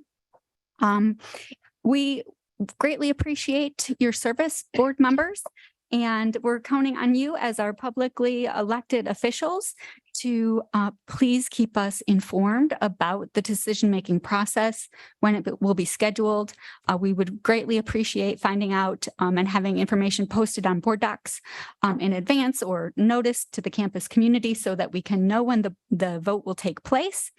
And I'd also like to underscore my comments from the last meeting regarding House Bill 2002 and the implications for the potential closure of the health clinic on reproductive health care for our students in our campus, not only for our campus community, but the ripple effects that will happen throughout our community if the clinic is closed.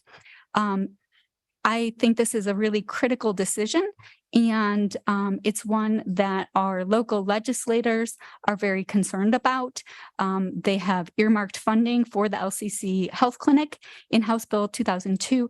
These are our allies who are supporting our clinic with this funding, including several who sponsored the bill, Senators Manning and Prozansky, and Representatives Fahey and Holvey. And we hope you will take into consideration the important views of our legislators and the importance of our relationship with them, as well as the implications for our community at large with regard to this potential funding, as well as the impacts on reproductive health care.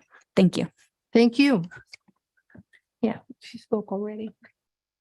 Lawrence Rashid.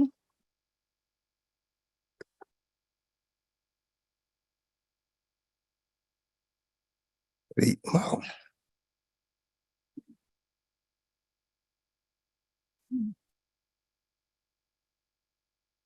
Excuse me, been talking too much. Good evening, Board Chair, President Bolger, my faculty, colleagues. So I'm here just to clarify a few things regarding the rites of passage. So the rites of passage is evolving. We're transitioning into a way in which that it's going to be more holistic. And what I mean by that is going to be throughout the school year, where we can engage more with our faculty. More of the services are available during that time compared to the summer. And there's a lot of other reasons why it's better to have it during the traditional school terms. In addition to that, we're going to be able to serve more students. The ways in which we're looking to have it, and my colleague, Justin Chen, could speak more to it, but we're going to have fall where we focus on allied health, the winter, education and human services, spring, business and computer sciences. So really aligning it with our LEAs, local LEAs, to work with those juniors and seniors to provide a sort of conduit to LCC and to have that cultural component that is really indicative and what people pretty much know about our rites of passage. So it really is that symbiotic nature that we're going to have CTE with the cultural component and the onboarding of the services here at our college, along with our great faculty here. So it's bringing all those together. And if you have any additional questions, please feel free to reach out to us in the Multicultural Center. And or I'm pretty sure my colleague Justin Chen is going to be speaking to this as well. Thank you. Thank you. We have one more name here. I can't make out the first name, but it looks like the last name is Kyle.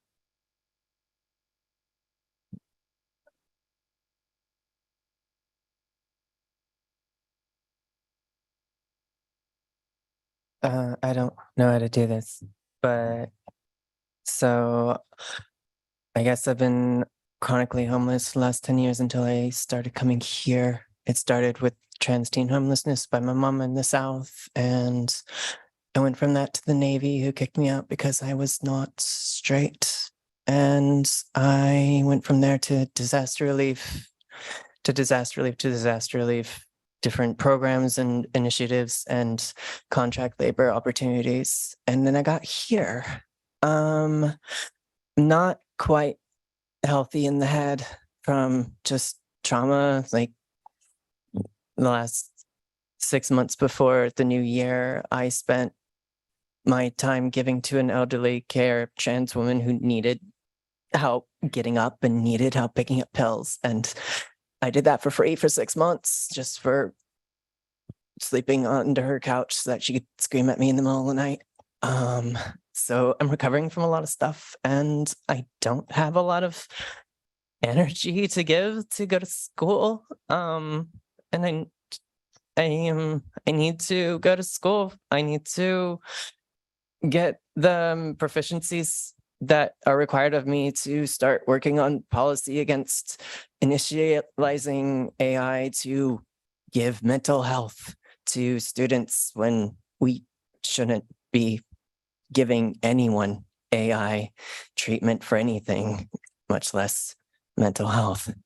And we've seen the results in Arizona when Arizona initiatives with the governor gave everyone opportunities to sign up with BetterHelp, and BetterHelp showed no positive impact with the Arizona community after COVID. I'm really excited for LCC to take up some of the funding that we will get as a post-COVID treatment package for mental health recovering from the pandemic. And I really hope that LCC will research, find, and get the grants written and applied for that money in the federal program. And I'm really sad to see more money getting put towards security instead, simply because it was security who was always ushering me off of the premises of this school when I was first applying.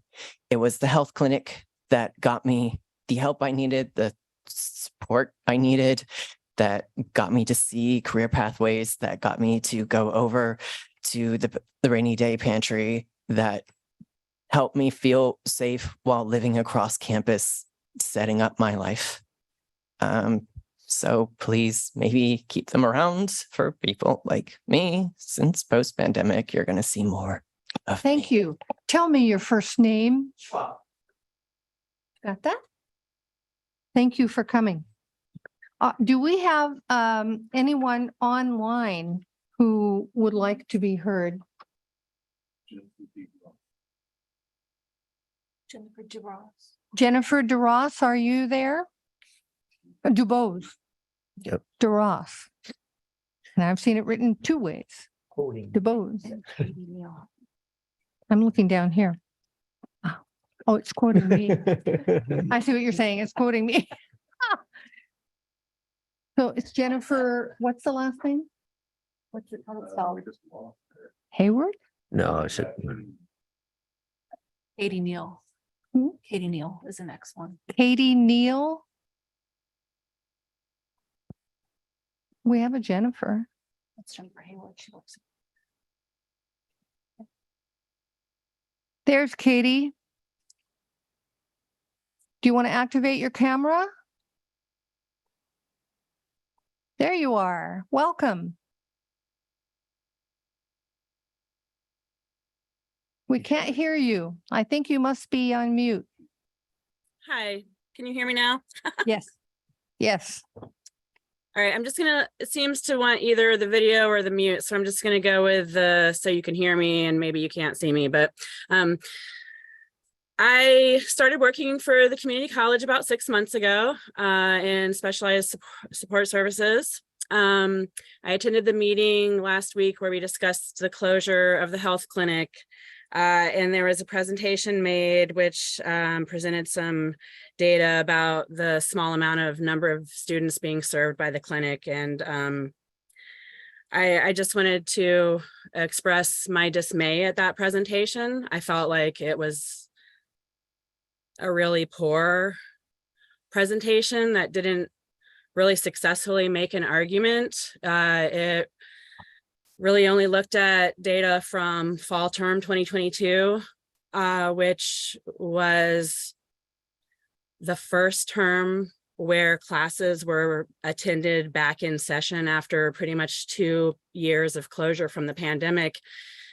And actually, I know a lot of classes were still virtual for fall term, so I don't really feel like the data that was presented was honest, and it didn't seem to be an honest inquiry into the services offered by the healthcare clinic. It actually came off, having graduated from Lane Community College and gone on to the University of Oregon and gotten a degree in the sciences, it came off to me as really disingenuous and dishonest. And I expect better from the presenters. If you're going to make an argument about the closure of the clinic, I want to see some real data being looked at. I want to see an honest inquiry. And I haven't seen that yet. And I would like to see that happen. Thank you. Thank you. Jennifer DeRoss, are you there?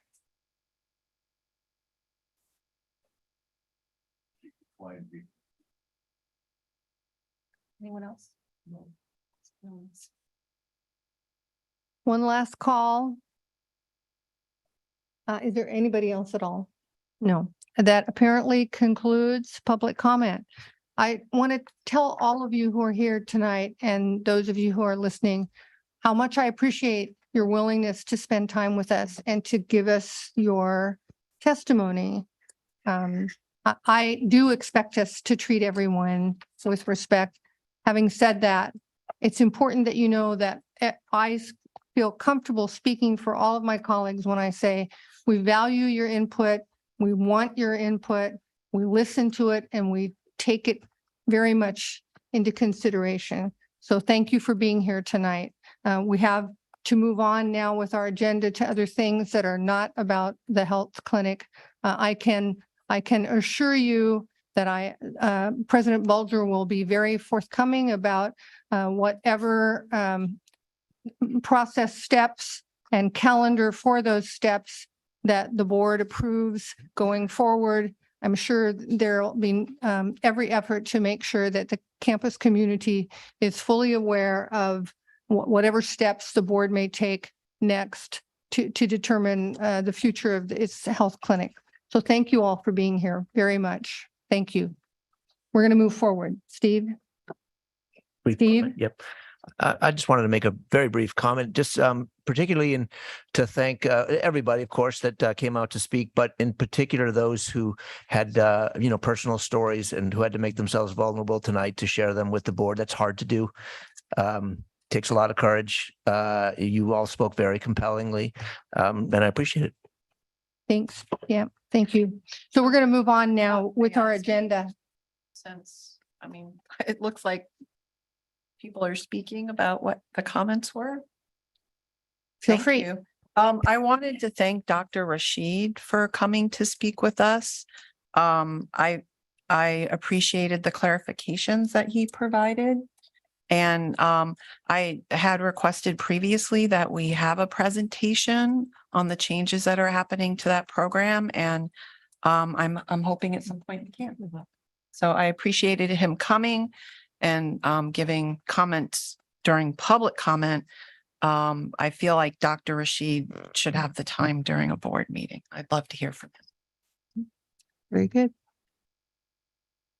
Are we ready to move on? Looks like we are.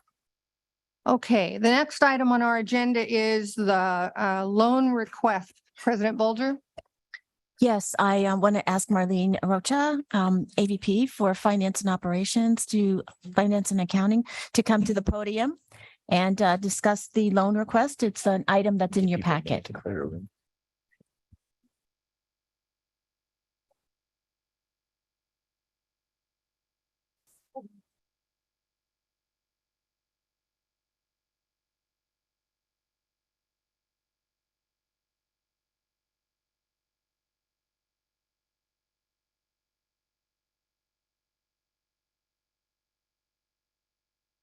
Each file, there's a bunch of them.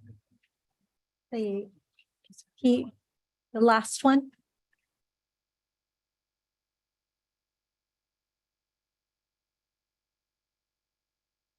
While Marlene? he's pulling up the PowerPoint, wanted to thank you all for just a little louder, please. Thank you all for this opportunity to present our request.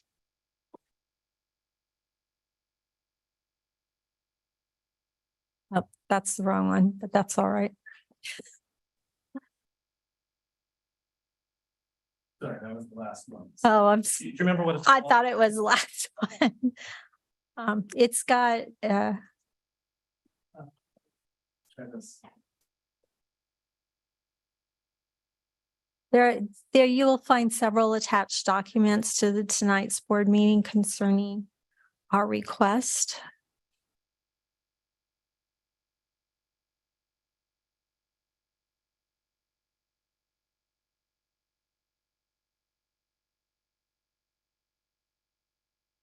Is everyone aware of why there we go. It's coming.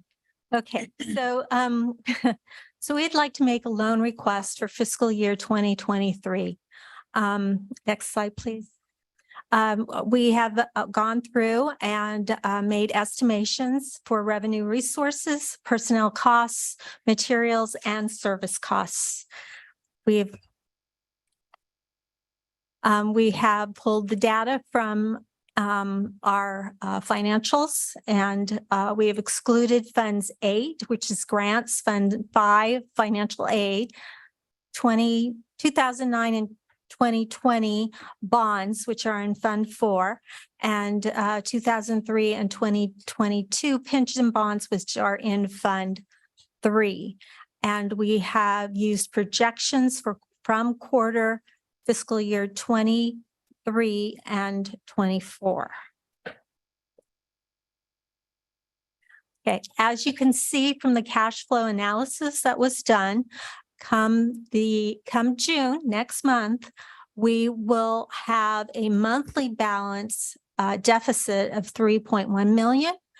and a year-to-date deficit of 2.6 million. So we are requesting a 6-month $500,000 loan. We have worked with Piper Sandler's and US Bank. The percentage rate will be 4.58%. The cost will be $65,000 and the interest will be 130. It is we can pay in advance, no penalty. The bond will be due December 31st, excuse me, December 31st, 2023. And like I said, there's no early payment penalty. From the cash flow schedule, you'll see that we are going to be receiving more funds throughout the we will receive our funds in July, August, October, and then in November and December are our large property tax installments, our payments that we receive. So by December, we will have adequate funds to repay our loan. So I would like to ask the board's approval on going forward with this loan. Yes, Brett. Just going to add, for those of you that are watching at home, or this is a new part of the budget, that the state, because of a budget shortfall in 2003, to balance the budget, they had to cut budgets mid-year.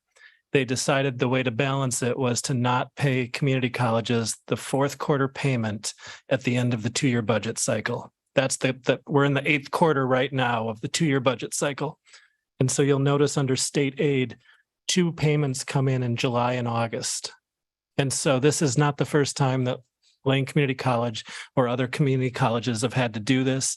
It's an end result of the state delaying our last quarter payment in the budget cycle. And this has been something that we've been dealing with since 2003. Other community colleges, the same. And when you don't have a large enough ending fund balance, you're faced with this situation. Questions from board members? Mike?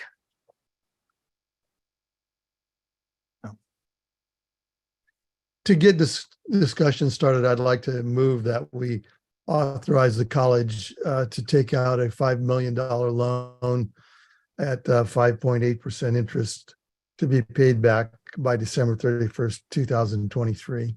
I second that. I think it's 4.8%, 4.58%. Yeah, it's 4.58%. Oh, okay. I'll adjust my motion. The interest rate is 4.58%. Thank you. And I'll second the lower interest. Mike, would you like to speak to your motion? Yeah, my recollection is that we have done cash flow loans in the past because we've had to. Obviously, I'd prefer that we could be our own banker and not have to pay interest rates. But we were just advised by a consultant to not engage in any more debt. So I don't think I don't like this any more than any of us do, but I see it as something that's necessary. Thank you. Steve? Just a couple questions, Marlene. You said something like the cost is 65 and the interest is 120 and change or something like that. I don't understand the difference between those two things. The interest rate is 130,000. And then the cost to get the loan is 65,000. So loan fees? Loan fees, yes. Okay, thank you. That clarifies that. So the one we're paying perhaps Piper and I forget the name, but Yes, is that and US Bank, yes. okay? Yes, Austin. Really quick, you mentioned that the payoff, like an early payoff and stuff like that. Does that impact the interest on the loan? Is it like an amortization schedule or? I am not 100% sure, but I know that it is no penalty for early payoff. Just no penalty. I can look into that and I can get back to you. I appreciate it. Thank you. Okay. Steve? Yeah, I have this other question. The way I'm understanding this is that we are ending balance for the month, but then I suppose that's also for the fiscal year, right? Because it's cumulative. I'm not sure what it's this $2,600,000 or something like that, right? Yeah, And the it's the cumulative for the year will be 2.6 million short deficit in June. and Cumulative. thank you. And the budget meeting we just had, right, Uh-huh. an hour ago or so, shows that there is some contingency funding left over from from the year, and that there's essentially a carry forward of $2.5 million or something like that for beginning budget next year. So I think you're probably getting, I'm not understanding how it is that we have that money left over to start in July, and that's my understanding of things, and this particular cash flow issue. This is the cash that's coming in and out of our bank accounts. This is not a one-to-one of our revenue and expenses. There's quite a lot of reconciliation too that happens at the end of any year, any Mhm. academic year. Yeah. So invoices are coming in, payments are going out. Some of those payments will be going out in July, but actually will be attributed to fiscal year 23. So that- this is actually this is actually a depiction of our cash flow, which is why I said in the earlier meeting that what we'll give to the board are monthly reports on our cash flow analysis, Mhm. but also reports on our actuals to our to the adopted budget. Okay, so just maybe so I understand that perhaps some of the state aid or the property tax or whatever else that we're going to receive in July, even though that's fiscal year 24, rightly belongs in our FY 23 budget. And so there's a bunch of reconciliation, et cetera, et cetera. Mhm. I'm good. You got it. Yep. Yep. Yeah. We get to pay the bill for their decision. Yeah. Do we have any claim back to the state to say, hey, this cost us $200,000, They've asked us before if we could live without that payment and just pretend like it never happened. So we should be glad for what we're Yeah. getting, is that what you're Yeah. telling me? What we get. Other questions or comments from board members? Are you prepared to vote?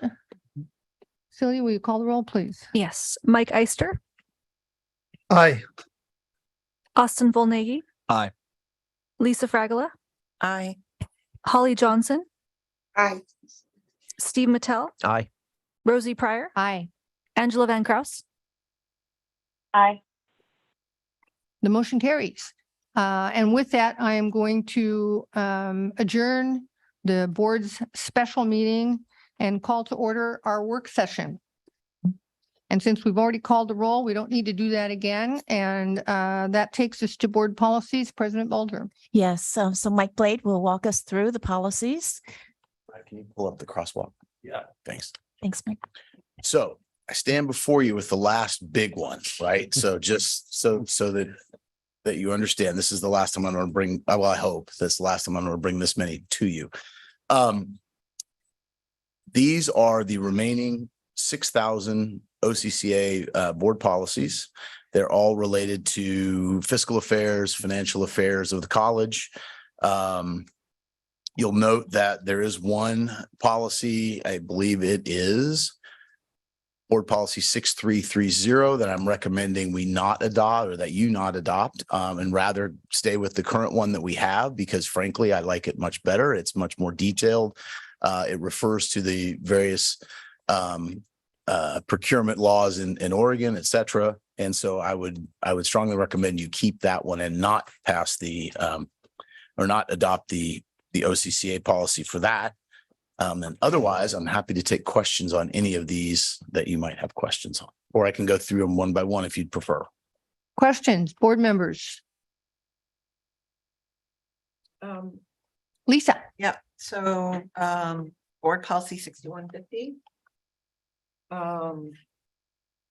So the basic, recommended policy looks good to me, but I do believe we have other policy that connects what to do when the president is absent or not able to fulfill her duties. And I'm wondering if we need to connect this to that policy, or if we need to include that language in this policy. I don't, well, so I would say this. We could, that is probably not a bad idea, because if the president had not delegated signature authority to others, which in the current situation she has, I think there's at least three of us. And when the VP of Finance and Operations is hired, there'll be four of us that have signatory authority. It's probably not such a big deal, but there could be a situation where the president had not done that, especially if, and we've gone through this with cabinet members leaving. Let's hope that's not a problem going forward.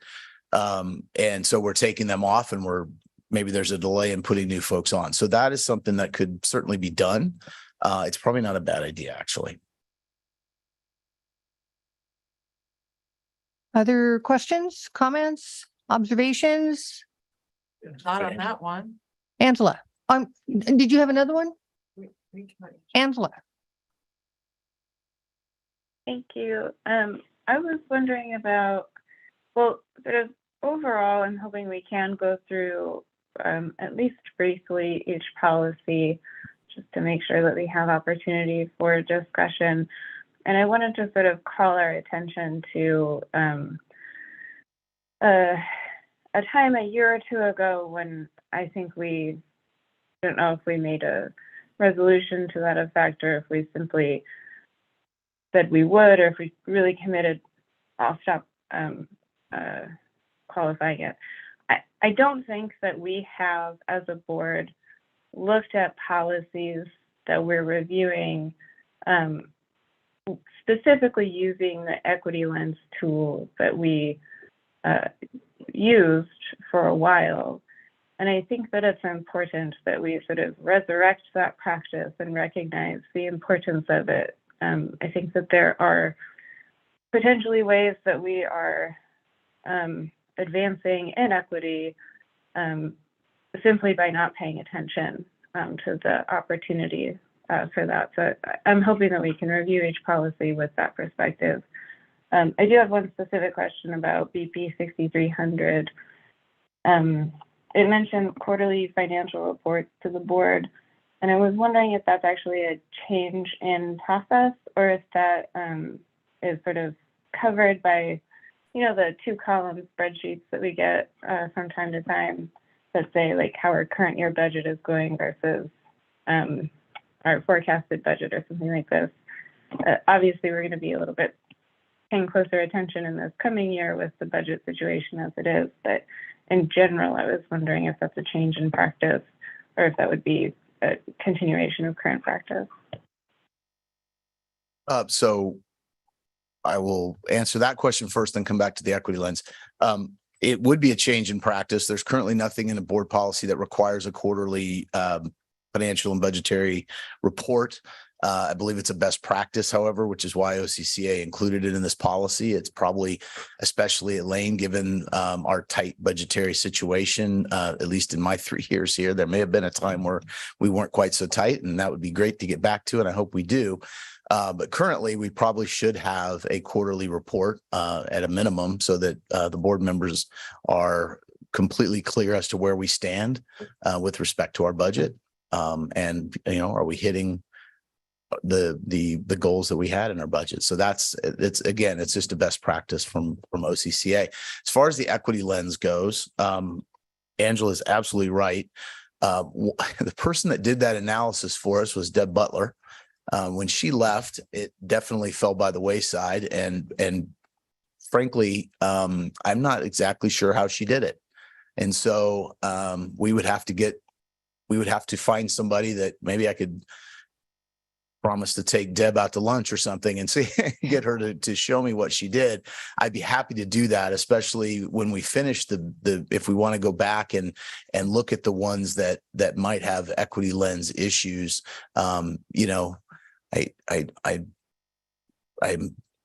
It gives me a little bit of anxiety to think that we have to now go back and do some more again, but I'll be happy to do that if the board would like. And I do think that Angela's right. We sort of that ball was dropped when our equity lens analysis person left, unfortunately. Other questions, comments? Lisa? Yeah, so board policy 6250. I'm assuming that we follow state and local budget law. And that our revenues accrue in excess are added to our contingencies. I'm assuming that's pretty standard practice. I believe that's right. Yeah, and so I'm kind of wondering why this is even necessary. I think it's not, well, necessary is, I don't think it is necessary. Suggested as good practice. I think it's the board setting the standard for the administration. That's, I think that's really the board's main purpose, frankly, is to sort of set the 35,000 foot direction of the college. And one way you do that is by instructing the president, who's your lone employee, this is what we want you to do, and make sure that you do. And so that's just simply saying you will follow Oregon and state budget law. And this is what will happen to accruing revenues, et cetera. That being said, if you took it out, that doesn't mean the president wouldn't be doing that. That doesn't mean you couldn't direct the president to do that in a board meeting or during a budget meeting. So it's not required. None of these are all suggested as good practice. None of these are legally required. They're not legally advised. They're not accreditation advised. So any of these that you find, I don't know if the word's objectionable, but it's superfluous, not necessary, we certainly can go without them. I would certainly like to make this a continuous practice here at Lane, and a policy like this actually makes it codifies the practice that we are obligated to do that. So it's not elective, for what it's worth. Yeah, I'm fine with that. I'm just gonna always assume that you're following state local law. All right. I had a question about 6,300 fiscal management. I wanted to say that in 6,100, I really appreciate the last language. The president shall make appropriate periodic reports to the Board of Education and shall keep the Board of Education fully advised regarding the financial status of Lane Community College. I'd like to see that language added in various places. For example, this one states present a quarterly report. And so I'm looking at, what is it, 6300. So that one does have language about reporting. So it's 6320 that around investment. I'd like to see similar language to in 6100 added to 6320 and 6500.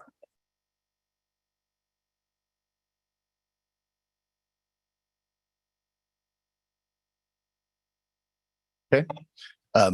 Just to let you know what Grant was whispering to me. He says there are grants that require what we were just talking about, we follow budgetary law, et cetera, et cetera. So I do think it's probably a good idea to have, it may not be legally required, but I think it is probably a good idea to have that in place. Great, thank you. Lisa, I don't hear any objections, so.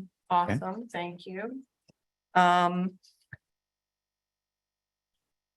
see Angela's hand. Angela. Thank you.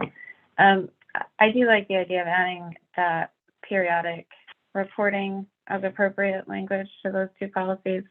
I think that's what Lisa was recommending. I don't think she was recommending quarterly reporting. And I do support the periodic as appropriate. I don't necessarily think, I don't think I would support quarterly reporting for every type of thing. It seems excessive, but periodic as appropriate is great.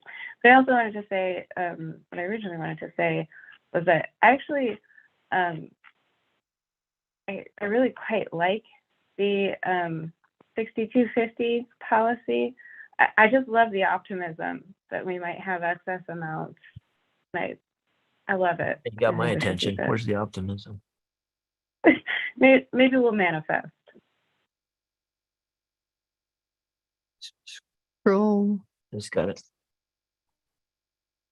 Here it is.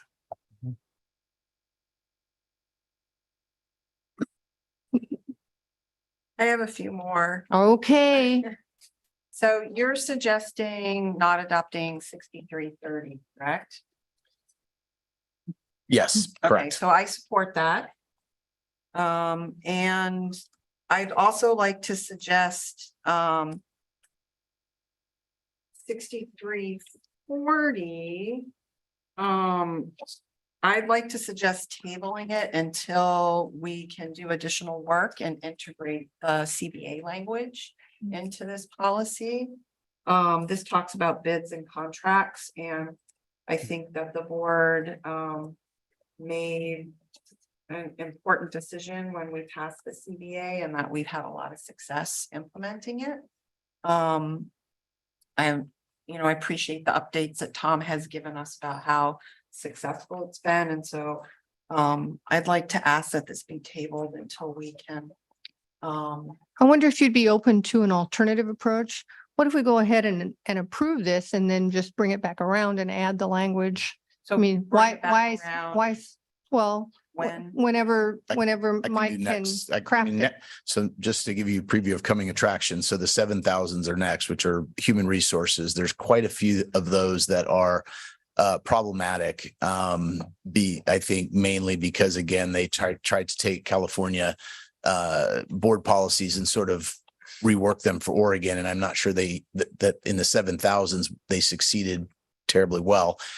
So next month, I think we're only looking at maybe 4 or 5. So I would be happy to bring this back with some added language about the CBA. So you're saying you can do that Either way, you in could time adopt for the it and then we could June amend board it. meeting or not? I was thinking to do it at the June work session when we did the 7,000. So if you were to adopt this to not, or not adopt it, but move it on to the June board Okay. meeting, adopt it in the consent agenda, then at the June work session, we could bring it back for an amendment to add the CBA. That's That works. basically what I was asking, is that Okay. we bring it back at the next work session. Yeah. Okay, In a revised manner. Okay. Austin? And just for clarification, you were talking about the community benefit agreements, not the Yeah. collective bargaining agreements, right? Okay, good. This All doesn't right. really implicate the collective. Exactly. bargaining Yeah, agreements. precisely. Just like, yeah, I knew what you meant, but I was just like, wait, but anyway. Yeah. You say you have more? Yeah, I think we were saying the same thing. Okay, so. good. Excellent.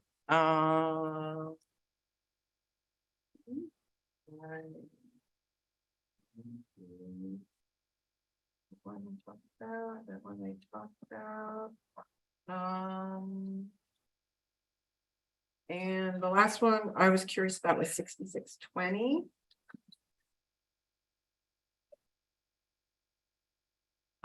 So there was, and I don't see Greg Evans is here anymore. So in terms of naming of the buildings, I don't have any it recommends the COPS procedure, which is great. I don't have any concerns about this, but I guess the thing I wanted to ask about is that I know at some point Deborah Butler and Greg Evans had done some work on implementing an equity lens around how we name buildings. And so I think this is I hope people can hear me. I think this is a really good example of what Angela was saying. You're right. And so I guess I would love to see us do that with this one. And I know there's already been some work that has been done around it. I don't know where that's archived. I know Deborah shared it with me at one point. I might be able to find it. But anyway, there has been work looking at this idea with an equity lens, and I'd love to see us take a look at that and integrate it. So I think I can probably find that between now and the June board, the June regular board meeting. If I can, I will attach this to it so that when you pull up your agenda and you click on it, you'll see it. And hopefully if there are no questions, you can have it on the consent agenda. If there are questions, you can pull it and we can talk about it. Does Does that work? The June board meeting, that's the first one. Could we do this one like the other one and bring it to the June work session? So just so I'm clear, we're going to put this on the June board meeting consent agenda. Then we're going to also talk about it at the June work session. Well, the previous one, we said we would bring back, you would work on it and we'd bring it back to the June work session to rediscuss it. And so I'm asking to approach this one in a similar fashion. And I am being completely selfish because I would prefer to not get up at 2 a.m. to attend a board meeting in Dubrovnik, understand that. Croatia, but I will do it if I need to do it, especially I've already planned to do it to pass the budget, but Okay, so I was under the impression on the previous one, we were going to pass it at the board meeting in June on the consent agenda and then bring it back in the work session to amend it.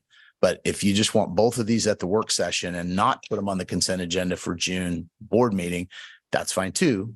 Just want to make sure that the consent agenda looks right. So whatever your pleasure is. And then what action, clarification.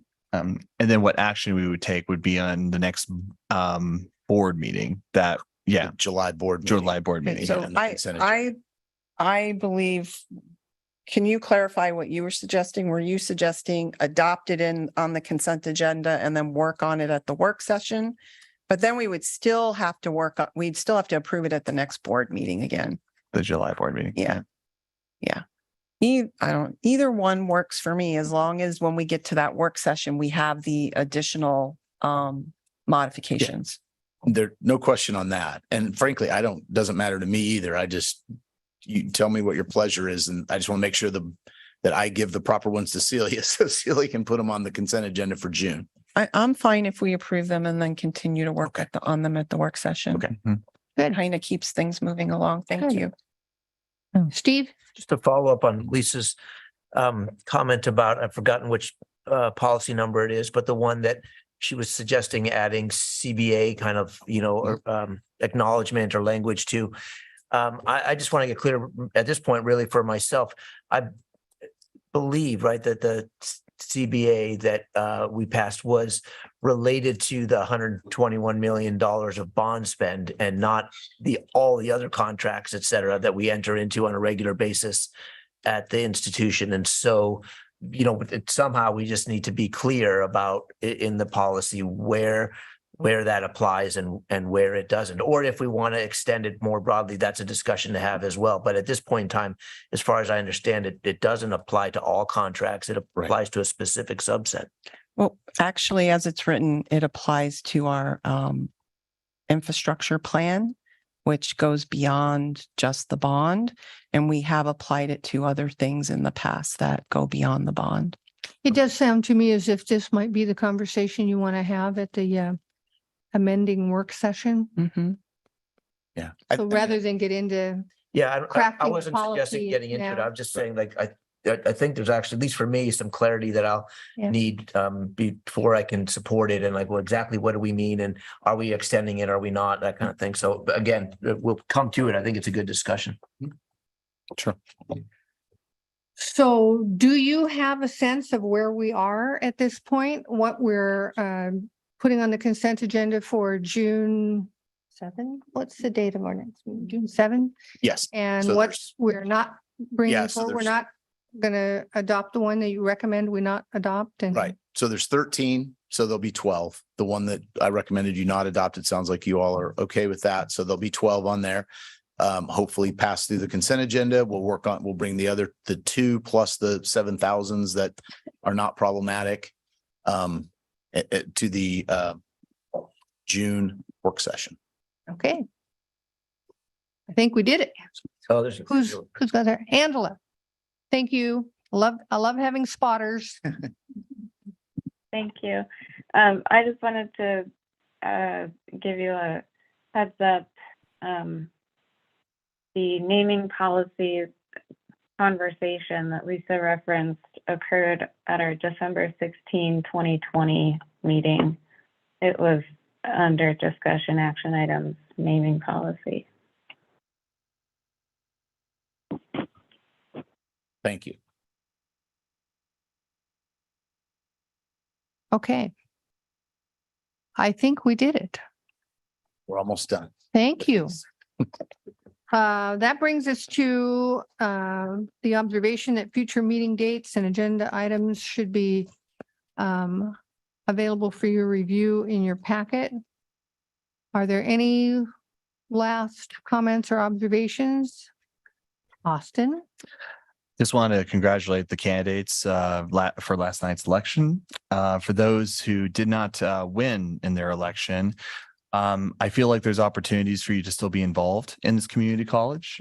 We actually have an opening and the bond oversight committee and other committees are possibilities as well. So I just want to invite that, encourage that. And there's other ways to be involved in this wonderful community college. Well said. Thank you.